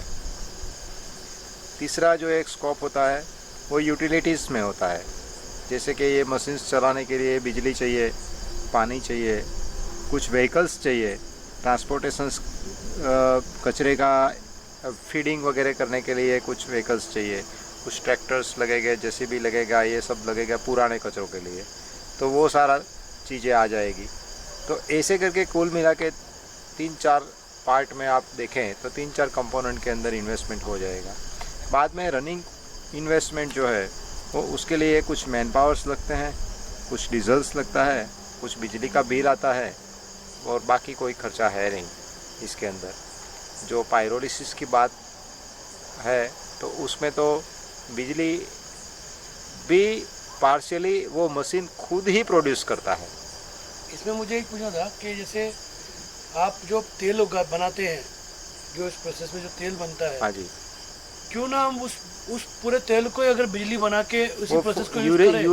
यूएस में वो प्रोसेस करते हैं, और काफ़ी बड़े देशों में ऐसी प्रोसेस भी होती है कि इसमें से जो तेल बनती है वो तेल में से भी बिजली बनाई जाती है। तो वो एक एस्टेब्लिश तरीका है बिजली बनाने का। लेकिन अपने देश में मैं देख रहा हूँ तो बिजली की समस्या से ज़्यादा समस्या जो है वो तेल की समस्या है हमारे यहाँ। दूसरी बात यह है कि बिजली ग्रिड में देने के लिए हमारे पास इतनी क्वांटिटी में बिजली प्रोड्यूस होनी चाहिए कि जिसके वजह से हम ग्रिड में दे पाए। दूसरी, बिजली प्रोड्यूस करने के लिए जो कुछ इक्विपमेंट्स, मशीन्स, प्लांट्स लगेंगे, उसकी जो कैपिटल इन्वेस्टमेंट है वो भी बहुत काफ़ी लगेगी, राइट। उसके सामने हमारे यहाँ हर एक गाँव में एक रोड बनाने वाले लोग जो होते हैं, जिसके पावर प्लांट होते हैं, हॉट मिक्स प्लांट होते हैं, उनको भी तो फर्नेस ऑयल लगेगी, उनको भी तो ऑयल चाहिए। छोटे छोटे गांव में ऑयल चाहिए, जो आज के दिन में भी इवन टुडे उनको कुछ किलोमीटर दूर लेने के लिए जाना पड़ता है। और दूसरी बात, बिजली जहां आप प्रोड्यूस करते हैं वहां स्टोर नहीं कर पाते उसको। You must have to give to the grid में आपको दे देना पड़ेगा, डिस्ट्रीब्यूट कर देना पड़ेगा उसको। अगर आप बिजली की जगह पे स्टोरेबल मटेरियल में एनर्जी को लाते हो तो आपको वो मटेरियल जब चाहिए तब और जहाँ चाहिए वहाँ आप यूज़ कर पाते हो। इसलिए मेरा सोचना ऐसा है कि आप एक बार ऑयल बना लो, ऑयल बनाने के बाद या कार्बन बना लिया, 4 बना लिया, उसके बाद जब बिजली पैदा करने के लिए इसका यूटिलाइज़ करना है तो करो, कोई प्रॉब्लम नहीं है। जहाँ बिजली पैदा करना है वहाँ आप उसको यूटिलाइज़ कर सकते हो। तो ये बात हो गई उसकी यूटिलिटी की। हम लोग इन्वेस्टमेंट की बात कर रहे थे। मैन पावर, इलेक्ट्रिसिटी, बिजली का बिल, और जो दूसरी तीसरी बात बताई वो मैंने बताया फ्यूल। उससे ज़्यादा कोई इन्वेस्टमेंट कंपोनेंट भी है नहीं। विदेशों में ये प्रोसेस इसीलिए अच्छी तरह से हो सकती है कि वहाँ पे जो कचरा है वो कचरा को एट सोर्स सेपरेट करते हैं। हमारे यहाँ हमको कचरा मिक्स मिलता है। हमारे यहाँ घरों से जो कचरा आता है वो गीला कचरा, सूखा कचरा, रिसाइकलेबल्स, नॉन रिसाइकलेबल्स, हैजार्डियस, नॉन हैजार्डियस, ये सब जो चीज़ें हैं वो सब एक ही डस्टबिन में होती है। वो एक ही डस्टबिन यहाँ पे आता है और पूरे गांव के सब डस्टबिन इकट्ठा होके डंपिंग साइट बन जाती है। इसीलिए, और काफ़ी चीज़ तो ऐसी है, कहीं जगह तो ऐसी है कि अनऑथोराइज्ड डंपिंग होता है। कहीं पे भी जगह मिला और कोई देखने वाला नहीं है तो डाल दिया, और एक ने डाला है और दूसरे ने सफाई नहीं किया है तो दूसरे ने डाला, तीसरे ने डाला, और एंड ऑफ द वीक वो एक डंपिंग साइट खड़ा हो जाएगा आपका। ऐसी तो बहुत सारी जगह है, हर सिटी में है, हर कोने में है। तो मेरा समझना ऐसा है कि ये एक ऐसा बिज़नेस है कि ये बिज़नेस तो होता ही होता है, लेकिन साथ साथ में माँ भूमि की सेवा होती है, देश की सेवा होती है। हम कदर कर सकते हैं देश की कि हमको ये जो हमारा जो फ़र्ज है, हम ये देश में से जो इतने हक लेते हैं, वो हक के सामने हमारा जो फ़र्ज है वो निभाने का हमको मौका मिलता है। ये एक ऐसा बिजनेस है, साथ साथ में पैसे मिलते हैं और कचरा साफ होता है, एनर्जी में प्रोड्यूस हो जाता है। दूसरी बात आती है खाद की। आप सबको मालूम है कि केमिकल फर्टिलाइज़र और केमिकल फर्टिलाइज़र से खेत की क्या आज सिचुएशन है, you all know very well. तो इसमें से जो कंपोस्ट बनती है वो ऑर्गेनिक कंपोस्ट है और ऑर्गेनिक कंपोस्ट खाद में जाएगी। इतना विदेशी हुंडियामण वापस हम सेव कर पाएंगे। और ये सब करने के लिए, पूरी चीज़ को ख़त्म करने के लिए, रिसोर्स में कन्वर्ट करने के लिए, अगर हम पर केजी निकालें, खर्चा निकालें, तो क्या आता है? मैक्सिमम 1 रुपीज़ एंड 25 पैसे। हमारे हिंदू संस्कृति में 1.25 रुपया का एक बहुत महत्व होता है। तो ये जो 1.25 रुपया है, वो 1.25 रुपया कई लोगों का जीवन में परिवर्तन ला सकता है। मेरे हिसाब से मेरा एक एक्सपीरियंस में मुझे यहाँ पे शेयर करना चाहिए। जब हम लोगों ने यहाँ बारडोली की फैसिलिटी ली काम करने के लिए, तो उसी टाइम पे यहाँ पे इतना सारा कचरा पड़ा था और इतनी बदबू थी, बहुत सारे प्रॉब्लम्स थे। हम लोग 10 मिनट तक खड़े नहीं रह सकते थे, ऐसी सिचुएशन थी। लेकिन वो सिचुएशन में हम लोग देखते थे तो कचरे के ढेर में से जैसा फ्रेश कचरा आता था, और उसमें से मैरिज के टाइम पे जब शादी वगैरह में से जो कचरा लेके ट्रैक्टर आता था और उसमें खाना आता था, और वो खाना खाने के लिए कुछ मजदूर यहाँ पड़े पाथरे रहते थे, और जैसा कचरा आता था वैसे उसमें से छानबीन करके खाना निकालते थे और वहाँ पे ही बैठ के खाते थे। जब मैंने ये सीनेरियो देखा तो आप शायद मानेंगे नहीं, मुझे सबसे पहले रोना आया। मैं बहुत रोया, अपने आप हो रही प्रोसेस थी वो। बाद में मैंने सोचा कि नहीं, अभी तो मुझे ये काम करना ही है, और वही लोगों को समझाया कि आप ये खाना मत खाओ, मैं आपको रोज़गारी देता हूँ, मैं आपको सिखाता हूँ कि ये कचरे का क्या होता है, आप मेरे साथ काम करो। 1 दिन हुआ, 2 दिन हुआ, 3 दिन हुआ, कोई लोग आए नहीं। सब लोग यहाँ आते थे, कुछ कचरा छानबीन करते थे, कुछ ले जाते थे, और कोई बंगार वाले को बेचते थे, और जो खाना मिला वो खाते थे। थोड़े दिन के बाद मेरा प्रोसेस मैंने कंटिन्यू रखा, और एक दिन मैंने ज़बरदस्ती किया कि अभी आज से मैं आपको यहाँ आने का बंद करवा दूँगा, और अगर यहाँ आप आए और यहाँ से कचरे में से कुछ भी आपने लिया तो मैं पुलिस बुला के आपको पकड़वा दूँगा। और मैं शाम को 4 बजे आने वाला हूँ और आप लोगों के लिए नाश्ता लेके आने वाला हूँ। जो लोगों को मेरे साथ काम करना है वो लोगों को मैं हर दिन का 250 रुपया दूँगा, लेकिन जैसे मैं बताऊँगा वैसे काम करना होगा। अगर जिसको आना है वो शाम को 4 बजे मैं नाश्ता लेके आता हूँ, नाश्ता करने के लिए आ जाना। साहब, आप सोचेंगे कि सब लोग आ गए होंगे, लेकिन नहीं, वहाँ पे मैं अकेला था। 4 बजे नाश्ता करने के लिए कोई नहीं आए, लेकिन मैंने हिम्मत नहीं गंवाई।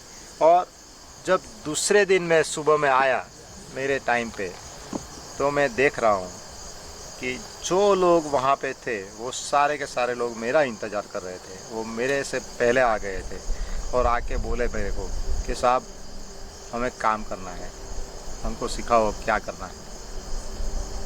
आज भी मेरे पास टीम है, वही टीम काम कर रही है। आज वो लोगों का जो लाइफ स्टैंडर्ड है वो काफ़ी हद तक आगे आ चुका है। अभी वो लोग कचरे में से खाना नहीं खाते हैं, और अभी वो लोग ऑटो किराया से लेके यहाँ पे आते थे। पहले जो पैदल आते थे यहाँ से कचरा में से खाते थे, उसकी जगह पे अभी वो खुद चलते भी नहीं आते हैं, वो ऑटो में आते हैं और ऑटो में जाते हैं। तो मेरे हिसाब से क्या ये हमारा सोशल रिस्पॉन्सिबिलिटी नहीं है? ये रोज़गारी भी हम दे सकते हैं, बिजनेस भी हम कर सकते हैं, और ये देश की सेवा भी हो सकती है। मैंने आज दिन तक ऐसा प्रोजेक्ट नहीं देखा। जो मैंने ये प्रोजेक्ट में देखा। इन्वेस्टमेंट की रिटर्न ऑफ इन्वेस्टमेंट की बात अगर हम करें तो मेरे हिसाब से अगर सही तरह से साइंटिफिकली सब काम किया जाता है तो 2.5 से 3.5 इयर्स के आसपास में सारा इन्वेस्टमेंट आपका रिटर्न हो जाता है, including 15% of the depreciation and 12% of the rate of interest of the capital investment. ज़्यादा एंड डिटेल कैलकुलेशंस के लिए मैं काउ ग्रेजिंग के साथ जुड़ा हुआ हूँ। आप हमारे संपर्क में रहिए। जिसको भी जो भी लेवल का काम करना है वो लेवल के काम के लिए हम लोग सबके लिए रेडी है, हम लोग काम कर सकते हैं। हमारे पास एक दूसरा आइडिया है कि हमारा जो सबसे बड़ा प्रॉब्लम, दूसरा जो प्रॉब्लम कचरे के साथ जुड़ा हुआ है वो ये है कि हम घरों घरों से कचरे को इकट्ठा करते हैं। एक हमारे व्हीकल कचरा लेने के लिए जाता है, वो व्हीकल हमारा डंपिंग ग्राउंड पे कचरा छोड़ने के लिए आता है, वापस खाली व्हीकल हमारा दूसरा कचरा लेने के लिए जाते हैं। हर एक सिटी के अंदर कचरे के ट्रांसपोर्टेशन के लिए लाखों करोड़ों रुपए का हर रोज़ का ट्रांजैक्शन होता है, लाखों करोड़ों लीटर डीजल का खर्चा होता है। क्या हम ऐसे छोटे छोटे इक्विपमेंट्स का यूज़ नहीं कर सकते कि जो वो ही व्हीकल के अंदर इंस्टॉल किया जाए और कचरे को प्रोसेस करने के कचरे को ट्रांसपोर्ट करने की जगह पे कचरे में से प्रोसेस किए हुए प्रोडक्ट को ट्रांसपोर्ट किया जाए और जो डंपिंग ग्राउंड है उसको एक रिसोर्स के रूप में, रिसोर्स रिकवरी के रूप में डेवलप किया जाए। क्या आप ऐसा नहीं सोच सकते? क्या हमारे पास मंगल पे जाने के लिए टेक्नोलॉजी अवेलेबल है तो कचरे का प्रोसेस करने के लिए टेक्नोलॉजी नहीं बना सकते? हम बना सकते हैं, बहुत कुछ कर सकते हैं, लेकिन आप लोगों का साथ चाहिए। हरे कृष्ण। तो ये पूरा जो कचरे की कहानी है उसको ज़्यादा सिंप्लीफाइड अगर हम करें तो हर एक घर और हर एक सोसाइटी और उसमें रहने वाला हर एक इंसान, चाहे छोटा है या बड़ा, वो कचरा प्रोड्यूस करता है। हमारे देश में एवरेज एक आदमी एक दिन में 450 ग्राम, 350 से 450 ग्राम के आसपास में कचरा प्रोड्यूस करता है। विदेशों में यही आदमी 1 केजी से 1.5 केजी तक का कचरा प्रोड्यूस करता है। हम कचरा प्रोड्यूस करने में भी पीछे हैं और आपको जान के शायद खुशी होगी कि कचरे को प्रोसेस करने में हम बहुत आगे हैं। प्लास्टिक के रिसाइकलिंग में शायद हम दूसरे नंबर पे हैं। ज़्यादा से ज़्यादा 60-67% तक की प्लास्टिक हम लोग रिसाइकल करते हैं, लेकिन क्या हम रिसाइकल करके अच्छी प्लास्टिक बनाते हैं? नहीं, हम रिसाइकल करके कुछ डिग्रेड क्वालिटी की प्लास्टिक बनाते हैं। हम उसको वापस प्रोसेस करते हैं, वापस यूज़ करते हैं, वापस रिसाइकल करते हैं। एक दिन ऐसा आता है कि वो डंप साइट पे आके खड़ी रह जाती है। यहाँ उसका क्या करना, उसका एक प्रॉब्लम हो जाता है। मेरे हिसाब से अगर ये समस्या जो है वो समस्या को क्लस्टर में डिवाइड किया जाए। 2000 लोगों का एक छोटा सा क्लस्टर है, समझो कि 2000 लोगों का एक छोटा सा क्लस्टर आप पकड़ के चलो तो उसका एवरेज खर्चा 500 ग्राम भी पकड़ के आप चलेंगे, एवरेज उसका आएगा 1 टन के आसपास रोज़ का। हमारा छोटा यूनिट 500 kg से लेके 1 टन तक का बन सकता है। अभी ये जो 1 टन का यूनिट जो है वो 1 टन का यूनिट का मेरे हिसाब से मोटा मोटा कैलकुलेशंस आप करेंगे तो 20 लाख के आसपास का इन्वेस्टमेंट होगा। अभी हर रोज़ जो आदमी कचरा प्रोड्यूस करता है, समझो 500 ग्राम पकड़ के हम चलते हैं तो हर रोज़ एक आदमी 500 ग्राम कचरा पैदा करता है। उसको वो कचरे को ख़त्म करने के लिए 20 लाख के साथ 2000 को डिवाइड करो, कितना आया? 1000 रुपया आया एक आदमी के पास। अभी वो एक आदमी का 1000 रुपया पूरी लाइफ के लिए आप डिवाइड करो, एक दिन का कितना पैसा आया? क्या वो उसकी खुद की पैदा की हुई चीज़ को संभालने के लिए इतना पैसा खर्चा नहीं कर सकता क्या? मुझे नहीं लगता कि इसमें कोई सरकारी संस्था या किसी की सरकार की ज़रूरत है। ये हमारा रिस्पॉन्सिबिलिटी है, हमें सॉल्व करना चाहिए। ये टेक्नोलॉजी हमारे पास अवेलेबल है। हम क्लस्टर्स बना के छोटे छोटे जगह पे कोऑपरेटिव्स में या सोसाइटी में कहीं पे भी ये चीज़ कर सकते हैं। इसलिए मेरा निवेदन है कि आप लोग अपने हिसाब से जब भी आपको ऐसा लगे कि नहीं ये समस्या नहीं है, ये सॉल्यूशन है, you contact to cow this. Thank you.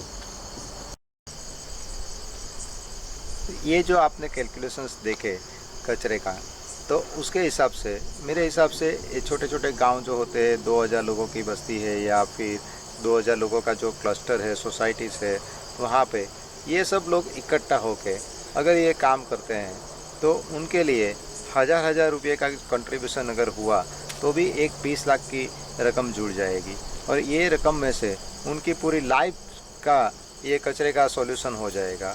और जो प्रोडक्ट्स बनेंगे वो प्रोडक्ट्स मेजॉरिटी प्रोडक्ट्स उनको ही काम में आ जाएगा। उनकी खाद की समस्या है, उनकी फ्यूल की समस्या है, उनका बाकी का जो निकाल की जो समस्या होती है, रिसाइकलिंग होके उनके पास मिल जाएगी, उसको प्रोडक्ट के रूप में मिल जाएगा। तो मैं ऐसा समझ रहा हूँ कि ये जो छोटी छोटी चीज़ें हैं वो इकट्ठा होके साथ में एक क्लस्टर में काम करने की वजह से हर एक आदमी के ऊपर का जो बर्डन है वो भी एकदम छोटा हो जाता है और उसकी वजह से ये प्रॉब्लम का सॉल्यूशन उनके घर तक, एंड तक हम ले जा सकते हैं। और ये जो 20 लाख हमने इकट्ठे किए, वो 20 लाख हम कोई चंदे के रूप में इकट्ठा करने की बात नहीं सोच रहे हैं, क्योंकि ये जो प्रोडक्ट्स बनेगी, ये जो प्रोडक्ट्स है वो प्रोडक्ट्स गांव में ही या जो जिसको भी ज़रूरत है उसको हम सेल करेंगे।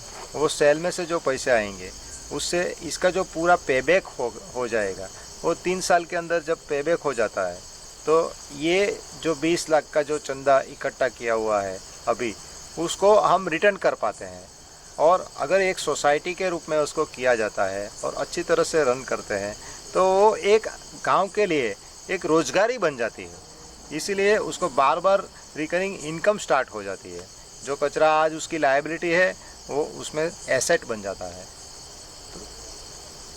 बहुत बढ़िया धर्मेंद्र पारेख साहब, ये जो आपने समझाया ये बहुत ही इम्पोर्टेंट बात है कि हम पूरी दुनिया भर में 2-2 हज़ार लोगों के गांवों को, सोसाइटीज़ को हम ये बता सकते हैं कि आप 1000 रुपये कंट्रीब्यूट कीजिए with a return on investment 100% money back guarantee, क्योंकि इस पैसे का हम उनकी ही प्रॉब्लम सॉल्व करेंगे और उनको वापस पैसा भी दे देंगे और साथ में उनका एक लाइफ टाइम एसेट बन जाएगा। तो ऐसी डील कोई बिजनेस नहीं देता, कोई चैरिटी नहीं देती। ये एक ऐसा प्रपोजल आपने जो समझाया है हमें, ये कोई मूर्ख ही होगा जो इसमें अंदर इन्वेस्टमेंट नहीं करेगा, क्योंकि ये तो उसकी मतलब ये ऐसी बात हो गई कि मेरी प्रॉब्लम भी मेरे को बीमारी है, आप मेरे को दवाई भी लगा रहे हो और मुझको कंसल्टेंसी चार्ज दे रहे हो ठीक होने का, ऐसी बात हो गई है। नहीं, बिल्कुल ठीक बताया आपने। सही में ये एक कोई ऐसी चीज़ है कि जिसमें से जो प्रॉब्लम है वो प्रॉब्लम ही उसका सॉल्यूशन है। सही में ये कचरा ऐसी चीज़ है कि कचरा आज के दिन में एक प्रॉब्लम है, लेकिन कचरा ही ये जो हमारी समस्याएं हैं उसका समाधान है। बहुत बढ़िया लगा आपसे बात करके। आपने इतना समय आपने दिया हमें और हमें समझाया आपकी इस इन्वेंशन को, जो दुनिया का मात्र एक ही ऐसा इन्वेंशन है जो इतनी बढ़िया सेवा दे रहा है। और ऑलरेडी यहाँ पे बारडोली में काम चल रहा है और हम हमारे मित्रों को कहेंगे कि आप आके देखिए किस तरह से ये काम होता है। और धर्मेंद्र पारेख साहब ने और भी उनके वीडियोस हैं जो ऑनलाइन भी है, आप देख पाएंगे। अगर आप सर्च करेंगे तो पूरा प्रोसेस आपको छोटा प्लांट का भी वीडियोस आप देखेंगे तो मिल जाएगा इंटरनेट पे। तो आप जो भी हमारे दर्शक हैं कृपा करके काऊ ग्रेजिंग को कांटेक्ट करें और हम आगे जानकारी आपको देंगे। हरे Krishna. A company established in year 2005 is pioneer in research and development activities for biofuel sector. Pyromark is a unique eco-friendly green technology for today and for generation to come. Pyromark is effective, safe environmental solution to the world of waste to wealth. Pyromark transforms waste into valuable green fuel and biomass energy. This unique system separates non-compostable material like plastics, rubber, metal, glass, etc. from landfill dumps. Separated compostable waste is the best manure with full of organic carbon, nitrogen and many micronutrients ready for soil enrichment, gardening and agriculture. Plastics remain undegraded for over 1,000 years. Over the recent years, waste to fuel technologies are emerging as potential solution to reducing litter and landfilling of end-of-life plastics. Pyromark plastics to fuel are becoming a viable option to recyclers, investors and governments as sustainable solutions to waste management strategy, creating usable fuels and local jobs. Welcome to Pyromark's eco-friendly continuous pyrolysis system. Pyromark is unique technology to transform waste plastic to diesel fuel. Its specially designed, fully computerized auto-feed system receives non-segregated waste plastics as a feedstock material into a high-temperature continuous reactor ranging between 430 degree to 550 degree centigrade to produce vapor. Vapors are then condensed into condensable, that is synthetic crude oil, and non-condensable, that is synthetic gas fractions. Synthetic crude oil may then be fractionated on site into a range of light, middle and heavy distillated fuel oils. Secondary byproduct char is automatically continuously discharged in closed storage bin and ready for carbon pellets, soil enrichment and for various industrial applications. High calorific syngas runs the gas-based power generator to produce electricity. Pyromark unique system replaces this generated power to plant and runs further process. Plant has utilized ultra-modern Joule effect heating system.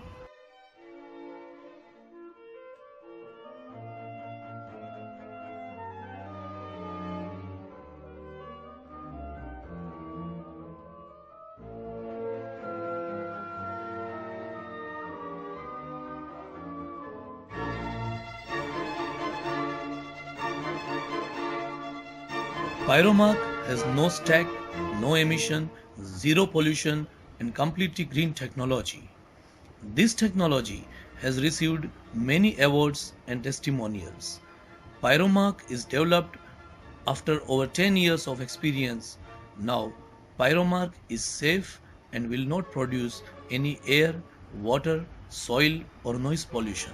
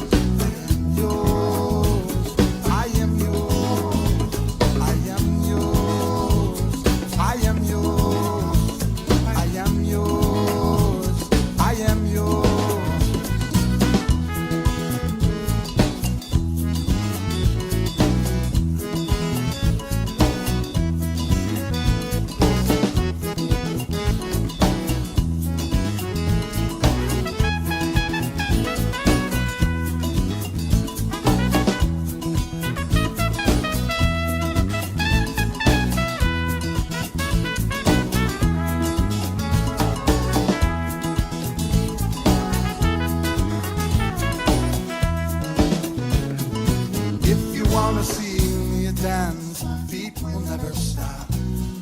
Krishna, I am yours. If you wanna hear me sing, I sing until I drop. Krishna, I am yours. If you wanna see me dance, my feet will never stop. Krishna, I am yours. If you wanna hear me sing, I sing until I drop. Krishna, I am yours. I am yours. I am yours. I am yours. I am yours. I am yours. I am yours. I am yours. I am yours.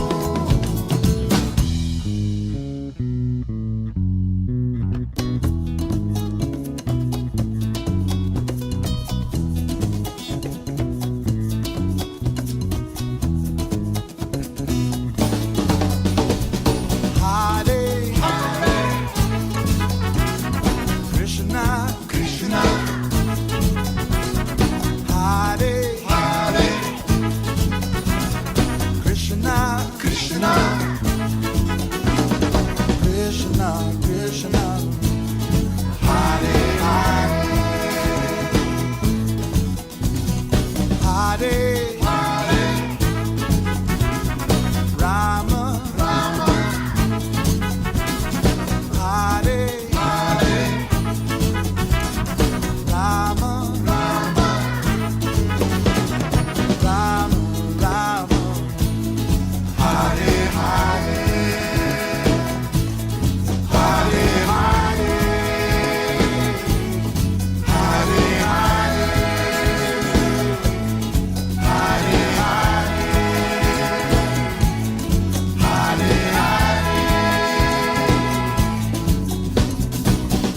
Hare, Hare Krishna, Hare Krishna, Krishna Krishna, Hare Hare, Hare Rama, Hare Rama, Rama Rama, Hare Hare, Hare Krishna, Hare Krishna, Krishna Krishna, Hare Hare, Hare Rama, Hare Rama, Rama Rama, Hare Hare. Hare Hare, Hare Hare, Hare Hare.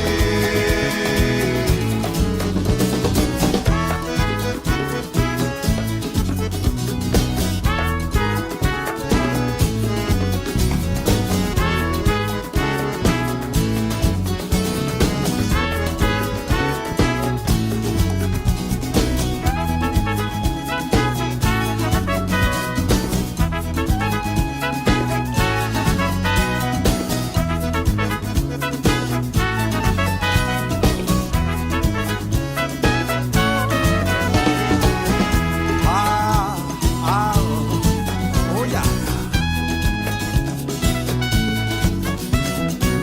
Grab the person nearest to you and dance, dance. Grab the nearest tree, the nearest grasshopper, the nearest crocodile, the nearest walrus.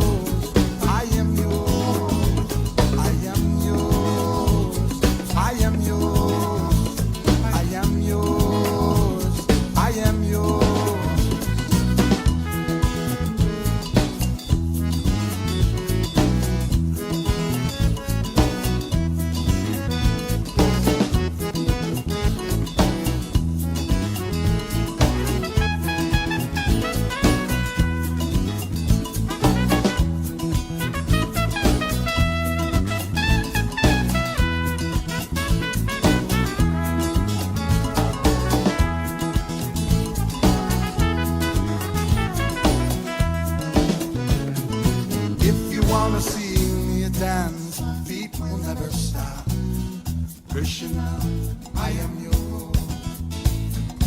If you wanna hear me sing, I'll sing until I drop. Krishna, I am yours. If you wanna see me dance, my feet will never stop. Krishna, I am yours. If you wanna hear me sing, I'll sing until I drop. Krishna, I am yours. I am yours.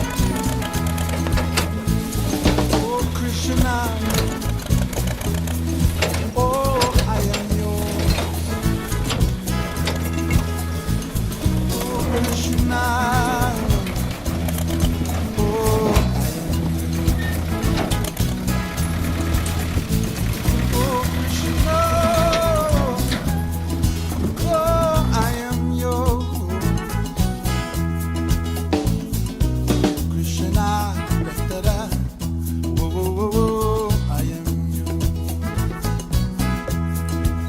So I sing. Da, da, da, da, da, da, da, da, da, da, oh, I am yours.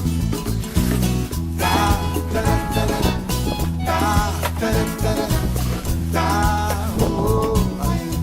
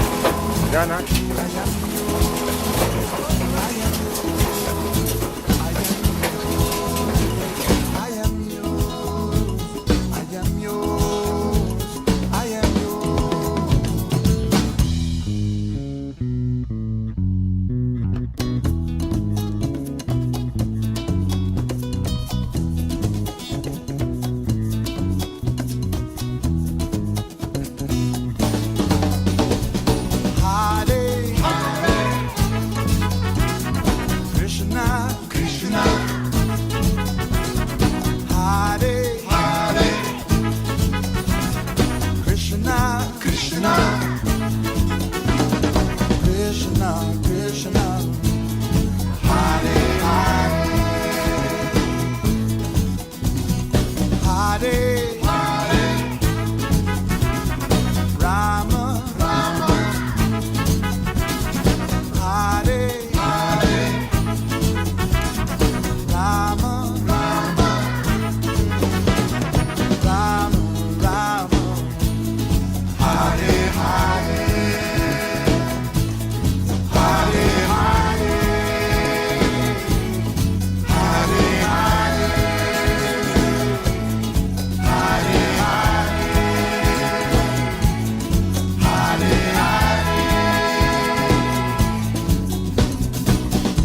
Hare Krishna, Hare Krishna, Krishna Krishna, Hare Hare, Hare Rama, Hare Rama, Rama Rama, Hare Hare, Hare Krishna, Hare Krishna, Krishna Krishna, Hare Hare, Hare Rama, Hare Rama, Rama Rama, Hare Hare.